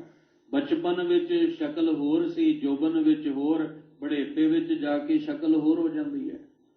ਬਚਪਨ ਵਿੱਚ ਸਰੀਰ ਦੀ ਅਵਸਥਾ ਹੋਰ ਸੀ, ਜੋਬਨ ਵਿੱਚ ਹੋਰ, ਬੜੇਪੇ ਵਿੱਚ ਹੋਰ ਹੋ ਜਾਂਦੀ ਹੈ। ਇਹ ਸਭ ਕੁਝ ਜਿਵੇਂ ਸਾਡੇ ਤੋਂ ਪਹਿਲਾਂ ਮਾਹੌਲ ਦੁਨੀਆ ਦਾ ਹੋਰ ਸੀ, ਵਾਤਾਵਰਨ ਹੋਰ, ਰਹਿਣ ਸਹਿਣ ਹੋਰ ਸੀ, ਪਰ ਉਹ ਚਲਾ ਗਿਆ। ਅੱਜ ਹੋਰ ਹੈ, ਅੱਜ ਫੈਸ਼ਨ ਹੋਰ ਹੈ, ਅੱਜ ਦਾ ਰਹਿਣ ਸਹਿਣ ਹੋਰ ਹੈ। ਪਰ ਇਹ ਵੀ ਸਦਾ ਨਹੀਂ ਰਹਿਣਾ। ਆਉਣ ਵਾਲੇ ਸਮੇਂ ਵਿੱਚ ਪਤਾ ਨਹੀਂ ਹੋਰ ਨਵੇਂ ਕਿੰਨੇ ਡਿਜ਼ਾਈਨ ਆ ਜਾਣੇ ਆ, ਕਿੰਨਾ ਨਵਾਂ ਫੈਸ਼ਨ ਆ ਜਾਣਾ, ਕਿੰਨਿਆਂ ਦੀਆਂ ਬੋਲੀਆਂ ਬਦਲ ਜਾਣੀਆਂ, ਕਿੰਨਿਆਂ ਦਾ ਰਹਿਣ ਸਹਿਣ ਦਾ ਤੌਰ ਤਰੀਕਾ ਬਦਲ ਜਾਣਾ। ਪਰ ਜਿਹੜਾ ਆਉਣ ਵਾਲੇ ਸਮੇਂ 'ਚ ਬਦਲਣਾ ਰਹਿਣਾ ਉਹ ਵੀ ਨਹੀਂ, ਉਸ ਤੋਂ ਅਗਾਂਹ ਫਿਰ ਉਹ ਵੀ ਬਦਲ ਜਾਣਾ। ਅਸੀਂ ਸਾਰੇ ਜਿਹੜੇ ਆ ਉਹ ਚਲਾਏਮਾਨ ਚੱਲ ਰਹੇ ਹਾਂ, ਟਿਕ ਨਹੀਂ ਪਾ ਰਹੇ ਇੱਕ ਪਾਸੇ, ਪਰ ਉਹ ਸਦਾ ਟਿਕਣ ਵਾਲਾ ਹੈ। ਉਹਨੂੰ ਕੋਈ, ਜਿੱਥੇ ਉਹ ਟਿਕਿਆ ਉਹਨੂੰ ਕੋਈ ਹਿਲਾ ਨਹੀਂ ਸਕਦਾ, ਉਹਨੂੰ ਕੋਈ ਹਿਲਾ ਨਹੀਂ ਸਕਦਾ। ਦੂਜੇ ਅਰਥ ਇਹਦੇ ਨੇ ਕਿ ਉਹਦਾ ਕੋਈ ਹੱਦ ਬੰਨਾ ਨਹੀਂ, ਉਹਦੀ ਕੋਈ ਜੂ ਨਹੀਂ ਹੈ ਜਿੱਥੇ ਉਹਨੂੰ ਕਿਹਾ ਜਾ ਸਕੇ ਵੀ ਇੱਥੇ ਤੱਕ ਹੀ ਰੱਬ ਹੈ, ਇਸ ਤੋਂ ਅੱਗੇ ਨਹੀਂ ਹੈ। ਉਹਦਾ ਅੰਤ ਜਿਹੜਾ ਉਹ ਕੋਈ ਵੀ ਨਹੀਂ ਪਾ ਸਕਦਾ। ਉਹ ਸਾਰੀ ਦੁਨੀਆ ਦਾ ਮਾਲਕ ਪ੍ਰਭੂ ਹੈ। ਉਹਦਾ ਕੋਈ ਵੀ ਕਹਿੰਦੇ ਹੱਦ ਬੰਨਾ ਨਹੀਂ ਹੈ, ਉਹਦਾ ਕੋਈ ਅਖੀਰ ਨਹੀਂ ਹੈ। ਉਹ ਅਚਲ ਹੈ, ਅਜੂ ਹੈ, ਆਦੇਸ਼ ਹੈ। हे ਮਾਲਕ ਜੀ, ਤੇਰਾ ਆਪਣਾ ਕੋਈ ਖਾਸ ਦੇਸ਼ ਵੀ ਨਹੀਂ ਹੈ। ਕੋਈ ਇੱਕ ਦੇਸ਼ ਹੈ ਐਸਾ ਜਿੱਥੇ ਕਹੀਏ ਵੀ ਬਸ ਰੱਬ ਇੱਥੇ ਹੀ ਵੱਸਦਾ, ਹੋਰ ਕਿਤੇ ਨਹੀਂ ਵੱਸਦਾ। ਤੇ ਜਿਹੜੇ ਦੇਸ਼ ਦਾ ਨਾਮ ਭਗਤਾਂ ਨੇ ਲਿਆ ਉਹ ਇਸ ਧਰਤੀ ਤੇ ਹੈ ਨਹੀਂ। ਜਿਹੜੇ ਦੇਸ਼ ਦਾ ਨਾਮ ਭਗਤ ਜਨਾਂ ਨੇ ਲਿਆ ਨਾ, ਉਹ ਇਸ ਧਰਤੀ ਤੇ ਐਸਾ ਕੋਈ ਦੇਸ਼ ਹੀ ਹੈ ਨਹੀਂ। ਜਿਹੜੇ ਦੇਸ਼ਾਂ ਦੇ ਨਾਮ ਆਪਾਂ ਜਾਣਦੇ ਹਾਂ, ਉਹਦੇ ਵਿੱਚ ਕੋਈ ਖਾਸ ਦੇਸ਼ ਉਹਦਾ ਹੈ ਨਹੀਂ। ਇੱਕ ਜ਼ਿਕਰ ਕੀਤਾ ਬਾਣੀ ਵਿੱਚ, ਬੇਗਮਪੁਰਾ ਸ਼ਹਿਰ ਕੋ ਨਾਉ, ਉਸ ਸ਼ਹਿਰ ਦਾ ਨਾਮ ਹੈ ਬੇਗਮਪੁਰਾ, ਜਿੱਥੇ ਕੋਈ ਗਮ ਨਹੀਂ ਹੈ, ਕੋਈ ਦੁੱਖ ਨਹੀਂ ਹੈ, ਕੋਈ ਤਕਲੀਫ ਨਹੀਂ ਹੈ, ਕੋਈ ਚਿੰਤਾ ਨਹੀਂ ਹੈ, ਕੋਈ ਫਿਕਰ ਨਹੀਂ ਹੈ। ਤੇ ਦੁਨੀਆ ਦੇ ਜਿੰਨੇ ਦੇਸ਼ ਨੇ ਉੱਥੇ ਚਿੰਤਾ ਵੀ ਹੈ, ਦੁੱਖ ਵੀ ਹੈ, ਫਿਕਰ ਵੀ ਹੈ, ਕਲੇਸ਼ ਵੀ ਹੈ। ਕੋਈ ਮੁਲਕ ਐਸਾ ਹੈ ਜਿਹਨੂੰ ਤੁਸੀਂ ਕਹਿ ਸਕੋ ਵੀ ਇਸ ਮੁਲਕ 'ਚ ਕਦੇ ਝਗੜਾ ਨਹੀਂ ਹੋਇਆ, ਇਸ ਮੁਲਕ ਵਿੱਚ ਕਦੇ ਵੀ ਕੋਈ ਵਾਦ ਵਿਵਾਦ ਨਹੀਂ ਹੋਇਆ, ਇਸ ਮੁਲਕ 'ਚ ਇੱਕ ਵੀ ਬੰਦਾ ਦੁਖੀ ਨਹੀਂ ਹੈ? ਕੋਈ ਹੈ ਐਸਾ ਮੁਲਕ? ਕੋਈ ਮੁਲਕ ਐਸਾ ਨਹੀਂ। ਕੋਈ ਦੇਸ਼ ਐਸਾ ਹੈ? ਜੇ ਇਦਾਂ ਦਾ ਕੋਈ ਦੇਸ਼ ਹੋਵੇ ਫਿਰ ਸਾਰੀ ਦੁਨੀਆ ਦੀ ਦੌੜ ਉਸ ਪਾਸੇ ਲੱਗ ਜਾਏ ਵੀ ਉਹ ਦੇਸ਼ ਚੱਲਦੇ ਆ ਜਿੱਥੇ ਸਾਨੂੰ ਸੁੱਖ ਮਿਲੇਗਾ। ਪਰ ਸਾਹਿਬ ਕਹਿੰਦੇ ਸੁੱਖ ਨਾਹੀ ਰੇ ਹਰ ਭਗਤ ਬਿਨਾ, ਤੂੰ ਜਿਹੜੇ ਮਰਜ਼ੀ ਦੇਸ਼ ਚਲਾ ਜਾ, ਉਹਦੀ ਭਗਤੀ ਤੋਂ ਬਿਨਾ ਸੁੱਖ ਮਿਲਣਾ ਹੀ ਕਿਤੇ ਨਹੀਂ ਤੈਨੂੰ। ਮਾਇਆ ਵੀ ਨਗਰੀਆਂ ਹੋ ਸਕਦੀਆਂ ਵੀ, ਇੱਕ ਮੁਲਕ ਦੂਜੇ ਤੋਂ ਵੱਡਾ, ਦੂਜਾ ਤੀਜੇ ਤੋਂ ਵੱਡਾ ਹੋ ਸਕਦਾ ਹੈ। ਤੈਨੂੰ ਮਾਇਆ ਵੀ ਸੁੱਖ ਬੜੇ ਮਿਲ ਸਕਦੇ ਆ, ਤੈਨੂੰ ਦੁਨਿਆਵੀ ਸਹੂਲਤਾਂ ਬੜੀਆਂ ਮਿਲ ਸਕਦੀਆਂ ਨੇ, ਪਰ ਜਿਹੜਾ ਸੁੱਖ ਮਾਨਸਿਕ ਮੰਡਲ ਵਿੱਚ ਚਾਹੀਦਾ ਨਾ, ਉਹ ਉਹਦੀ ਭਗਤੀ ਤੋਂ ਬਿਨਾ ਨਹੀਂ ਮਿਲਣਾ, ਉਹਦੇ ਨਾਮ ਸਿਮਰਨ ਤੋਂ ਬਿਨਾ ਨਹੀਂ ਮਿਲਣਾ। ਤੁਸੀਂ ਭਾਵੇਂ ਅਮਰੀਕਾ ਵਸ ਜਾਓ, ਭਾਵੇਂ ਕੈਨੇਡਾ ਵਸ ਜਾਓ, ਭਾਵੇਂ ਹਿੰਦੁਸਤਾਨ ਵਿੱਚ ਵਸੋ, ਭਾਵੇਂ ਪਾਕਿਸਤਾਨ 'ਚ ਵਸੋ, ਸੁੱਖ ਤਾਂ ਉਹਦੀ ਭਗਤੀ ਕਰਕੇ ਹੀ ਮਿਲਣਾ ਹੈ। ਉਹਦੇ ਨਾਮ ਦਾ ਅਭਿਆਸ ਕਰਕੇ ਹੀ ਸਾਨੂੰ ਸੁੱਖ ਦਾ ਅਰਥ ਹੁੰਦਾ ਸਕੂਨ ਮਿਲਣਾ। ਸਾਡੇ ਮਨ ਵਿੱਚ ਬੇਚੈਨੀ ਇੰਨੀ ਜ਼ਿਆਦਾ ਹੈ, ਸਕੂਨ ਮਿਲ ਹੀ ਨਹੀਂ ਰਿਹਾ, ਰਾਹਤ ਮਿਲ ਹੀ ਨਹੀਂ ਰਹੀ। ਬੰਦਾ ਕਈ ਵਾਰੀ ਇੰਨਾ ਪਰੇਸ਼ਾਨ ਹੋ ਜਾਂਦਾ ਹੈ, ਬੰਦਾ ਕਹਿੰਦਾ ਮੈਨੂੰ ਥੋੜੇ ਸਮੇਂ ਲਈ ਜਿਹੜਾ ਉਹ ਇਕੱਲਾ ਛੱਡ ਦਿਓ, ਮੇਰੇ ਮਨ ਨੂੰ ਥੋੜਾ ਸਕੂਨ ਮਿਲੇ, ਮੇਰੇ ਮਨ ਨੂੰ ਥੋੜੀ ਜਿਹੀ ਸ਼ਾਂਤੀ ਆਵੇ, ਬੇਚੈਨੀ। ਕਈ ਵਾਰੀ ਇੰਨਾ ਬੰਦਾ ਡਿਪਰੈਸ਼ਨ ਵਿੱਚ ਚਲਾ ਜਾਂਦਾ ਹੈ। ਇਸ ਲਈ ਸਾਹਿਬ ਕਹਿੰਦੇ ਤੂੰ ਫਿਰ ਉੱਥੇ ਕੀ ਕਰਨਾ ਹੈ? ਉੱਥੇ ਤੂੰ ਬਾਣੀ ਪੜ੍ਹ, ਕਿਉਂਕਿ ਸਿਮਰੋਂ ਸਿਮਰ ਸਿਮਰ ਸੁਖ ਪਾਵੋ ਕਲ ਕਲੇਸ਼ ਤਨ ਮਾਹੇ। ਇੱਕੋ ਹੀ ਤਰੀਕਾ ਹੈ ਉਹਦੇ ਨਾਮ ਦਾ। ਗੱਲ ਸੀ ਆਦੇਸ਼ ਹੈ, ਉਹਦਾ ਕੋਈ ਖਾਸ ਦੇਸ਼ ਨਹੀਂ। ਇਹ ਸਾਰੇ ਉਹ ਦੂਜੀ ਗੱਲ ਦੇਖੋ ਤੁਸੀਂ, ਆ ਜਿੰਨੇ ਦੇਸ਼ਾਂ ਦੇ ਨਾਮ ਰੱਖੇ ਇਹ ਕਿਤੇ ਰੱਬ ਨੇ ਰੱਖੇ ਨੇ? ਆ ਜਿੰਨੇ ਵੀ ਅੱਜ ਆਪਾਂ ਦੇਸ਼ਾਂ ਦੇ ਨਾਮ ਨੇ ਇਹ ਕਿਤੇ ਪਰਮਾਤਮਾ ਨੇ ਰੱਖੇ ਨੇ? ਇਹ ਅਸੀਂ ਹੀ ਰੱਖੇ ਨੇ। ਜਿਵੇਂ ਜਿਵੇਂ ਕੋਈ ਦੇਸ਼ ਵਿੱਚ ਕੋਈ ਮਸ਼ਹੂਰ ਹੋ ਗਿਆ ਉਹਦੇ ਨਾਮ ਤੇ ਰੱਖ ਦਿੱਤਾ, ਜਾਂ ਕਿਸੇ ਦੇਸ਼ ਵਿੱਚ ਕੋਈ ਖਾਸੀਅਤ ਹੈ ਉਹਨੇ ਉਸ ਆਧਾਰ ਤੇ ਉਹਦਾ ਨਾਮ ਰੱਖ ਦਿੱਤਾ। ਪਰ ਪਰਮਾਤਮਾ ਨੇ ਕਿਸੇ ਦੇਸ਼ ਦਾ, ਉਹਨੇ ਤਾਂ ਧਰਤੀ ਬਣਾਈ ਹੈ, ਪਰ ਇਸ ਧਰਤੀ ਤੇ ਵੰਡ ਪਾ ਕੇ ਅਸੀਂ ਵੱਖ-ਵੱਖ ਦੇਸ਼ ਆਪ ਬਣਾਏ ਨੇ। ਇਹ ਸਾਡੇ ਦਿਮਾਗ ਦੀ ਉਪਜ ਹੈ।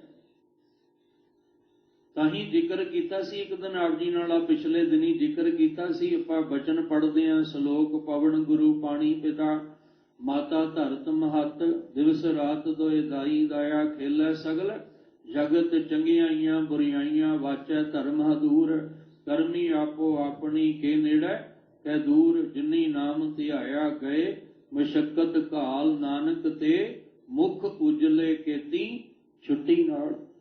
ਜਿਨ੍ਹਾਂ ਨੇ ਪਰਮੇਸ਼ਵਰ ਦੇ ਨਾਮ ਨੂੰ ਧਿਆਇਆ ਹੈ ਉਹਨਾਂ ਦੇ ਇਸ ਆਲ ਜੰਜਾਲ ਤੋਂ ਛੁਟਕਾਰਾ ਹੋ ਗਿਆ। ਉਹ ਸੋਚਦਾ ਵੀ ਰੱਬ ਦਾ ਕੋਈ ਇੱਕ ਦੇਸ਼ ਨਹੀਂ ਹੈ, ਸਾਰੇ ਦੇਸ਼ ਸਾਰੀ ਧਰਤੀ ਉਹਦੀ ਹੀ ਬਣਾਈ ਹੋਈ ਹੈ, ਪਰ ਉਹਦਾ ਆਪਣਾ ਕੋਈ ਖਾਸ ਦੇਸ਼ ਨਹੀਂ ਵੀ ਜਿੱਥੇ ਜਾ ਕੇ ਰੱਬ ਮਿਲਦਾ ਹੋਵੇ।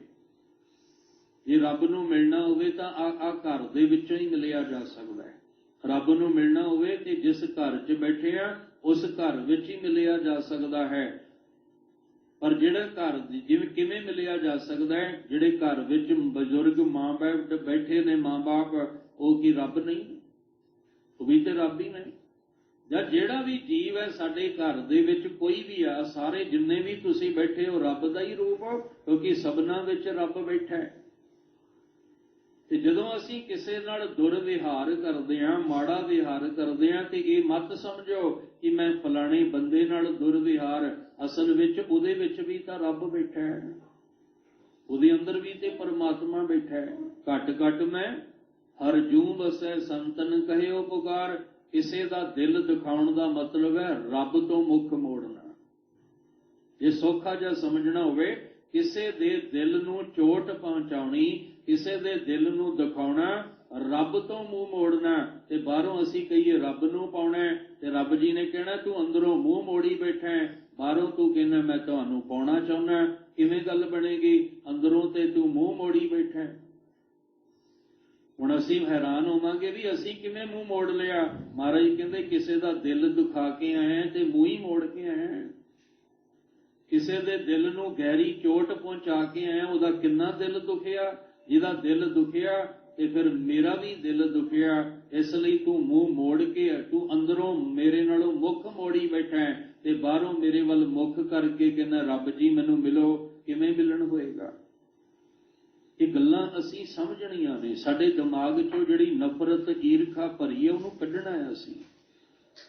ਸਾਹਿਬ ਜੀ ਕਹਿੰਦੇ ਉਹ ਆਦੇਸ਼ ਹੈ, ਉਹਦਾ ਕੋਈ ਆਪਣਾ ਖਾਸ ਦੇਸ਼ ਨਹੀਂ ਹੈ, ਕੋਈ ਉਹਦਾ ਆਪਣਾ ਖਾਸ ਮੁਲਕ ਨਹੀਂ ਹੈ, ਕਿਉਂਕਿ ਉਹ ਕਣ ਕਣ ਦੇ ਵਿੱਚ ਹਰ ਥਾਂ ਤੇ ਸਮਾਇਆ ਹੈ। ਆਭੇਸ ਹੈ, ਉਹਦਾ ਕੋਈ ਆਪਣਾ ਖਾਸ ਭੇਖ ਵੀ ਨਹੀਂ ਹੈ। ਅਸੀਂ ਆਪਣੇ ਆਪਣੇ ਤਲ ਤੇ ਧਰਮ ਵੰਡ ਕਰਕੇ, ਵਰਨ ਵੰਡ ਕਰਕੇ ਵੱਖਰੇ ਵੱਖਰੇ ਧਰਮ ਦੇ ਪਹਿਰਾਵੇ ਅਸੀਂ ਬਣਾ ਲਏ ਨੇ, ਪਰ ਉਹਦਾ ਕੋਈ ਆਪਣਾ ਪਹਿਰਾਵਾ ਨਹੀਂ ਹੈ ਖਾਸ, ਜਿਹਨੂੰ ਪਛਾਣ ਲਿਆ ਜਾਏ ਵੀ ਆਹ ਰੱਬ ਹੈ। ਇਹੀ ਕਾਰਨ ਸੀ ਕਿ ਗੁਰੂ ਨਾਨਕ ਸਾਹਿਬ ਤੋਂ ਗੁਰੂ ਗੋਬਿੰਦ ਸਿੰਘ ਜੀ ਤੱਕ, ਚਲੋ ਗੁਰੂ ਗੋਬਿੰਦ ਸਿੰਘ ਜੀ ਨਹੀਂ, ਗੁਰੂ ਗ੍ਰੰਥ ਸਾਹਿਬ ਜੀ ਤੱਕ ਅੱਜ ਵੀ ਗੁਰੂ ਗ੍ਰੰਥ ਸਾਹਿਬ ਜੀ ਦੇ ਦਰ ਤੇ ਕੋਈ ਵੀ ਆ ਜਾਏ ਤੇ ਗੁਰੂ ਗ੍ਰੰਥ ਸਾਹਿਬ ਕਹਿਣਗੇ ਵੀ ਤੂੰ ਸਨਾਤਨ ਧਰਮ ਦਾ ਵੀ ਤੂੰ ਜਾ, ਤੂੰ ਇਸਲਾਮ ਧਰਮ ਦਾ ਤੂੰ ਜਾ, ਤੇਰੀ ਇੱਥੇ ਥਾਂ ਨਹੀਂ। ਤੂੰ ਫਲਾਣੇ ਵਰਨ ਦਾ, ਫਲਾਣੇ ਧਰਮ ਦਾ ਜਾ, ਨਹੀਂ। ਇਹ ਉਹ ਘਰ ਹੈ ਜਿੱਥੇ ਵਰਨ ਨਹੀਂ ਵੇਖਿਆ ਜਾਂਦਾ, ਪਹਿਰਾਵਾ ਨਹੀਂ ਵੇਖਿਆ ਜਾਂਦਾ, ਜਿੱਥੇ ਮਨੁੱਖਤਾ ਵੇਖੀ ਜਾਂਦੀ ਹੈ। ਹਰ ਇੱਕ ਨੂੰ ਇਸ ਥਾਂ ਤੇ ਆਉਣ ਦੀ ਇਜਾਜ਼ਤ ਹੈ, ਕਿਸੇ ਨੂੰ ਰੋਕ ਨਹੀਂ ਲਾਈ ਜਾਂਦੀ। ਤੂੰ ਨੀਵੀਂ ਜਾਤ ਦਾ ਹੈ, ਤੂੰ ਗਰੀਬ ਹੈ, ਨਹੀਂ, ਸਾਰਿਆਂ ਨੂੰ ਬਰਾਬਰ ਹੱਕ ਹੈ ਗੁਰੂ ਸਾਹਿਬ ਦੇ ਦਰ ਤੇ ਆਉਣ ਦਾ। ਗੁਰੂ ਨਾਨਕ ਸਾਹਿਬ ਜੀ ਦੇ ਕੋਲ ਸਨਾਤਨ ਧਰਮ ਵਾਲੇ ਵੀ ਆਉਂਦੇ ਆ, ਇਸਲਾਮ ਧਰਮ ਵਾਲੇ ਵੀ ਆਉਂਦੇ ਆ, ਤੇ ਗੁਰੂ ਨਾਨਕ ਸਾਹਿਬ ਜੀ ਹਰ ਇੱਕ ਨੂੰ ਗਲ ਨਾਲ ਲਾਉਂਦੇ ਨੇ। ਤੇ ਗੁਰੂ ਅਰਜਨ ਦੇਵ ਮਹਾਰਾਜ ਨੇ ਤਾਂ ਕਹਿ ਦਿੱਤਾ, ਸਭ ਕੋ ਮੀਤ ਹਮ ਆਪਨ ਕੀਨਾ, ਹਮ ਸਭਨਾ ਕੇ ਸਾਜਨ। ਮਹਾਰਾਜ ਨੇ ਉੱਥੇ ਧਰਮ ਦੀ ਗੱਲ ਹੀ ਨਹੀਂ ਕੀਤੀ। ਸਭ ਦਾ ਅਰਥ ਉੱਥੇ ਸਾਰੇ ਧਰਮ ਵਰਗ ਦੇ ਲੋਕ ਆਉਣ। ਗੁਰੂ ਸਾਹਿਬ ਕਹਿੰਦੇ ਮੈਂ ਸਾਰਿਆਂ ਨੂੰ ਆਪਣਾ ਮਿੱਤਰ ਬਣਾਉਣ ਨੂੰ ਤਿਆਰ ਹਾਂ, ਕਿਉਂਕਿ ਉਹਦਾ ਆਪਣਾ ਕੋਈ ਵੱਖਰਾ ਭੇਸ ਨਹੀਂ ਹੈ, ਪਹਿਰਾਵਾ ਨਹੀਂ ਹੈ ਕਿ ਜਿਹਨੂੰ ਇੱਕ ਵੱਖਰਾ ਕਰਕੇ ਕਿਹਾ ਜਾਵੇ ਵੀ ਆਹੀ ਰੱਬ ਹੈ, ਇਹੀ ਪਰਮੇਸ਼ਵਰ ਹੈ। ਸਤਿਗੁਰੂ ਮਹਾਰਾਜ ਜੀ ਕਹਿੰਦੇ ਨੇ ਉਹਦਾ ਕੋਈ ਆਪਣਾ ਖਾਸ ਪਹਿਰਾਵਾ ਨਹੀਂ ਹੈ। ਅਸੀਂ ਪਹਿਰਾਵਿਆਂ ਦੇ ਨਾਮ ਤੇ ਵੀ ਵੰਡੇ ਨਾ ਜਾਈਏ, ਪਰ ਮਾਫ ਕਰਨਾ, ਜਿਹੜੀ ਬਾਣੀ ਪੜ੍ਹ ਕੇ ਅਸੀਂ ਇਹਨਾਂ ਭਰਮਾਂ ਚੋਂ ਨਿਕਲਣਾ ਸੀ, ਅਸੀਂ ਬਾਣੀ ਪੜ੍ਹ ਕੇ ਫਿਰ ਉਸੇ ਹੀ ਭੇਖ ਵਿੱਚ ਫਸੇ ਪਏ ਹਾਂ। ਕੋਈ ਕਿਸੇ ਨੂੰ ਚਿੱਟਾ ਰੰਗ ਪਸੰਦ ਹੈ, ਕਿਸੇ ਨੂੰ ਕਾਲਾ ਰੰਗ ਪਸੰਦ ਹੈ, ਕਿਸੇ ਨੂੰ ਨੀਲਾ ਰੰਗ ਪਸੰਦ ਹੈ, ਕਿਸੇ ਨੂੰ ਕੋਈ ਰੰਗ ਪਸੰਦ ਹੈ। ਉਹਨੇ ਆਪਣੇ ਆਪਣੇ ਧੜੇ ਬਣਾ ਲਏ। ਉਹ ਕਹਿਣ ਲੱਗੇ ਵੀ ਆਹ ਚਿੱਟੇ ਰੰਗ ਵਾਲਿਆਂ ਵਿੱਚ ਕਾਲਾ ਰੰਗ ਕਿਵੇਂ ਆ ਗਿਆ? ਸਾਨੂੰ ਇਹ ਕਾਲੇ ਰੰਗ ਵਾਲੇ ਪਸੰਦ ਨਹੀਂ। ਤੇ ਕਾਲੇ ਰੰਗ ਵਾਲੇ ਕਹਿੰਦੇ ਆ ਸਾਨੂੰ ਚਿੱਟੇ ਰੰਗ ਵਾਲੇ ਪਸੰਦ ਨਹੀਂ। ਅਸੀਂ ਧੜੇ ਵੀ ਵੱਖਰੇ ਵੱਖਰੇ ਬਣਾ ਲਏ, ਔਰ ਬਣਾਏ ਵੀ ਕਿਹਦੇ ਨਾਮ ਤੇ? ਗੁਰੂ ਸਾਹਿਬ ਦੇ ਨਾਮ ਤੇ। ਜਿਹੜੀ ਗੁਰਬਾਣੀ ਸਾਨੂੰ ਇੱਕ ਕਰਦੀ ਹੈ, ਅਸੀਂ ਗੁਰਬਾਣੀ ਨੂੰ ਹੀ ਲੈ ਕੇ ਅਸੀਂ ਆਪਸ ਵਿੱਚ ਵੰਡੀਆਂ ਪਾ ਲਈਆਂ। ਅਸੀਂ ਆਪਣੇ ਆਪਣੇ ਪਹਿਰਾਵੇ ਵੱਖਰੇ ਵੱਖਰੇ ਬਣਾ ਕੇ ਧੜੇ ਵੱਖਰੇ ਵੱਖਰੇ ਬਣਾ ਲਏ। ਇਹ ਫਲਾਣੇ ਧੜੇ ਦਾ ਹੈ, ਸੰਸਥਾ ਦਾ ਹੈ, ਇਹ ਫਲਾਣੀ ਸੰਸਥਾ ਦਾ ਹੈ। ਪਰ ਜਿੰਨੀਆਂ ਮਰਜ਼ੀ ਸੰਸਥਾ ਹੋਣ, ਜਿੰਨੇ ਮਰਜ਼ੀ ਸੁਸਾਇਟੀਆਂ ਹੋਣ, ਉੱਥੇ ਪ੍ਰਕਾਸ਼ ਤਾਂ ਗੁਰੂ ਗ੍ਰੰਥ ਸਾਹਿਬ ਦਾ ਹੀ ਹੋਣਾ ਹੈ, ਉੱਥੇ ਪਾਠ ਤਾਂ ਜਪਜੀ ਸਾਹਿਬ ਦਾ ਹੀ ਹੋਣਾ ਹੈ, ਉੱਥੇ ਬਾਣੀ ਤਾਂ ਸੋਧਰ ਦੀ ਹੋਈ ਪੜੀ ਜਾਣੀ ਹੈ, ਉੱਥੇ ਪ੍ਰਕਾਸ਼ ਤਾਂ ਗੁਰੂ ਗ੍ਰੰਥ ਸਾਹਿਬ ਜੀ ਦਾ ਹੀ ਕਰੋਗੇ। ਪਰ ਅਸੀਂ ਪਹਿਰਾਵੇ, ਜਿਸ ਗੁਰੂ ਸਾਹਿਬ ਨੇ ਦੁਨੀਆ ਦੇ ਨੂੰ ਸਮਝਾਉਣ ਲਈ ਆਖਿਆ ਵੀ ਉਹ ਅਭੇਸ ਹੈ, ਉਹਦਾ ਕੋਈ ਖਾਸ ਪਹਿਰਾਵਾ ਨਹੀਂ। ਗੁਰੂ ਨਾਨਕ ਸਾਹਿਬ ਜੀ ਜਦੋਂ ਜਾਂਦੇ ਆ, ਮੱਕੇ ਮਦੀਨੇ ਜਾਂਦੇ ਆ, ਤੇ ਉੱਥੋਂ ਦਾ ਉਦਾਂ ਦਾ ਪਹਿਰਾਵਾ ਪਾ ਲੈਂਦੇ ਆ। ਜੇ ਸਤਿਗੁਰੂ ਜੀ ਕਾਂਸ਼ੀ ਹਰਿਦੁਆਰ ਗਏ, ਉੱਥੋਂ ਦਾ ਪਹਿਰਾਵਾ ਪਾ ਲਿਆ। ਤੇ ਜਦੋਂ ਕਰਤਾਰਪੁਰ ਆਏ, ਸਤਿਗੁਰੂ ਨੇ ਉਹ ਭੇਖ ਉਤਾਰ ਕੇ ਸੰਸਾਰੀਆਂ ਵਾਲਾ, ਗ੍ਰਸਤੀ ਵਾਲਾ ਪਹਿਰਾਵਾ ਪਾ ਲਿਆ। ਕਿਉਂ? ਕਿਉਂਕਿ ਸਾਹਿਬ ਕਹਿੰਦੇ ਉਹਦਾ ਆਪਣਾ ਕੋਈ ਖਾਸ ਪਹਿਰਾਵਾ ਨਹੀਂ ਹੈ। ਇਹ ਸਾਰੇ ਹੀ ਪਹਿਰਾਵੇ ਸਾਡੇ ਬਣਾਏ ਹੋਏ ਨੇ। ਹਾਂ, ਇਹ 5 ਕਕਾਰ ਜੇ ਦਿੱਤਾ ਤੇ ਇਹ ਸ਼ਿੰਗਾਰ ਹੈ, ਇਹ ਸਾਡਾ ਸ਼ਿੰਗਾਰ ਹੈ ਸਾਨੂੰ ਸੁੰਦਰ ਬਣਾਉਣ ਵਾਸਤੇ। ਕਿ ਤੁਸੀਂ ਜਿਹੜਾ ਰੱਬ ਨੇ ਤੁਹਾਨੂੰ ਮੂਰਤ ਦਿੱਤੀ ਹੈ ਨਾ, ਇਹਨੂੰ ਸੁੰਦਰ ਬਣਾ ਕੇ ਰੱਖੋ। ਇਹ ਸੁੰਦਰ ਤਾਂ ਹੀ ਰਹੇਗੀ ਜੇ 5 ਕਕਾਰ ਤੁਹਾਡੇ ਤਨ ਤੇ ਹੋਣਗੇ। ਇਸ ਲਈ ਕਹਿ ਰਹੇ ਹਾਂ, ਅਸੀਂ ਆਪਣੇ ਆਪ ਵਿੱਚ ਵੰਡੇ ਨਾ ਜਾਈਏ। ਬੜੀਆਂ ਕਮਜ਼ੋਰ, ਅਸੀਂ ਪੜ੍ਹੇ ਲਿਖੇ ਬਹੁਤ ਹੋ ਗਏ, ਕੋਈ ਸ਼ੱਕ ਨਹੀਂ, ਡਿਗਰੀਆਂ ਸਾਡੇ ਕੋਲ ਬਹੁਤ ਨੇ, ਕੋਈ ਸ਼ੱਕ ਨਹੀਂ। ਅਸੀਂ ਹਰ ਦੇਸ਼ ਵਿੱਚ ਆਪਣਾ ਨਾਮਣਾ ਬਣਾ ਲਿਆ, ਕੋਈ ਸ਼ੱਕ ਨਹੀਂ ਹੈ। ਪਰ ਅਫਸੋਸ ਅਸੀਂ ਗੁਰਬਾਣੀ ਨੂੰ ਨਹੀਂ ਸਮਝ ਸਕੇ। ਹਜੇ ਵੀ ਆਪਣੀ ਆਪਣੀ ਸੰਸਥਾ, ਆਪਣੇ ਆਪਣੇ ਪਹਿਰਾਵੇ, ਆਪਣੇ ਆਪਣੇ ਧੜਿਆਂ ਦੇ ਵਿੱਚ ਹੀ ਅਸੀਂ ਫਸੇ ਪਏ ਹਾਂ। ਇਹਦੇ ਵਿੱਚੋਂ ਨਿਕਲ ਕੇ ਅਸੀਂ ਆਪ ਨਹੀਂ ਹਜੇ ਸਮਝੇ ਤੇ ਦੁਨੀਆ ਨੂੰ ਕੀ ਸਮਝਾਵਾਂਗੇ। ਜਦੋਂ ਆਪ ਸਮਝਾਂਗੇ ਨਾ, ਜਦੋਂ ਆਪਣੇ ਆਪਣੇ ਧੜਿਆਂ ਨੂੰ ਮਿਟਾ ਕੇ ਸੰਸਥਾਵਾਂ ਨੂੰ ਇੱਕ ਕਰਕੇ ਇੱਕ ਛੱਤ ਹੇਠਾਂ, ਇੱਕ ਨਿਸ਼ਾਨ ਹੇਠਾਂ, ਇੱਕ ਗੁਰੂ ਦੇ ਹੋ ਕੇ ਚੱਲਾਂਗੇ ਤਾਂ ਦੁਨੀਆ ਨੂੰ ਸਮਝਾ ਸਕਦੇ ਹਾਂ। ਗੁਰਵਡ ਭਾਗੀ ਪਾਇਆ, ਐਸਾ ਗੁਰਵਡ ਭਾਗੀ ਪਾਇਆ। ਗੁਰਵਡ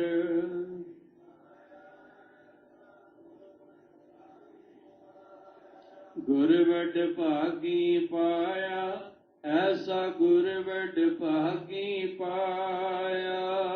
ਗੁਰ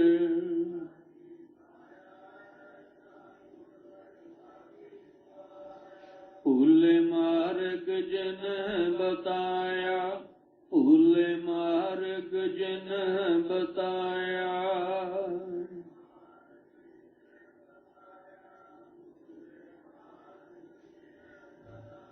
ਐਸਾ ਗੁਰਵਡ ਭਾਗੀ ਪਾਇਆ, ਐਸਾ ਗੁਰਵਡ ਭਾਗੀ ਪਾਇਆ।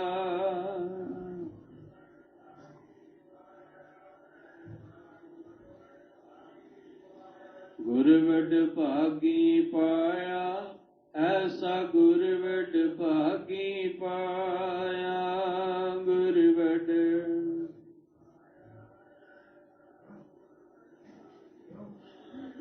ਗੁਰਵਡ ਭਾਗੀ ਪਾਇਆ, ਐਸਾ ਗੁਰਵਡ ਭਾਗੀ ਪਾਇਆ। ਗੁਰ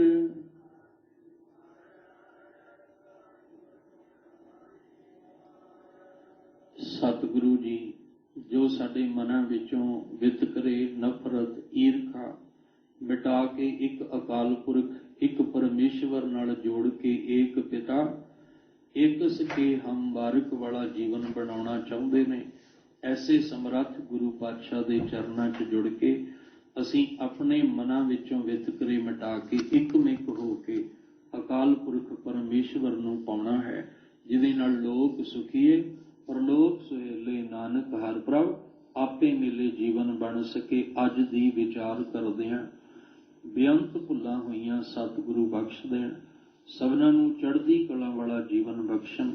ਗੁਰੂ ਕਲਗੀਧਰ ਪਾਤਸ਼ਾਹ ਜੀ ਦੇ ਪਾਵਨ ਬਚਨ ਆਪਣੇ ਹਿਰਦੇ ਅੰਦਰ ਵਸਾ ਲਈਏ ਜੀ। ਜਲੇ ਹੈ ਥਲੇ ਹੈ, ਅਪੀਤ ਹੈ ਆਪੇ ਹੈ, ਪ੍ਰਭੂ ਹੈ ਅਜੂ ਹੈ, ਆਦੇਸ਼ ਹੈ ਆਪੇਸ਼ ਹੈ। ਵਾਹਿਗੁਰੂ ਜੀ ਕਾ ਖਾਲਸਾ, ਵਾਹਿਗੁਰੂ ਜੀ ਕੀ ਫਤਿਹ।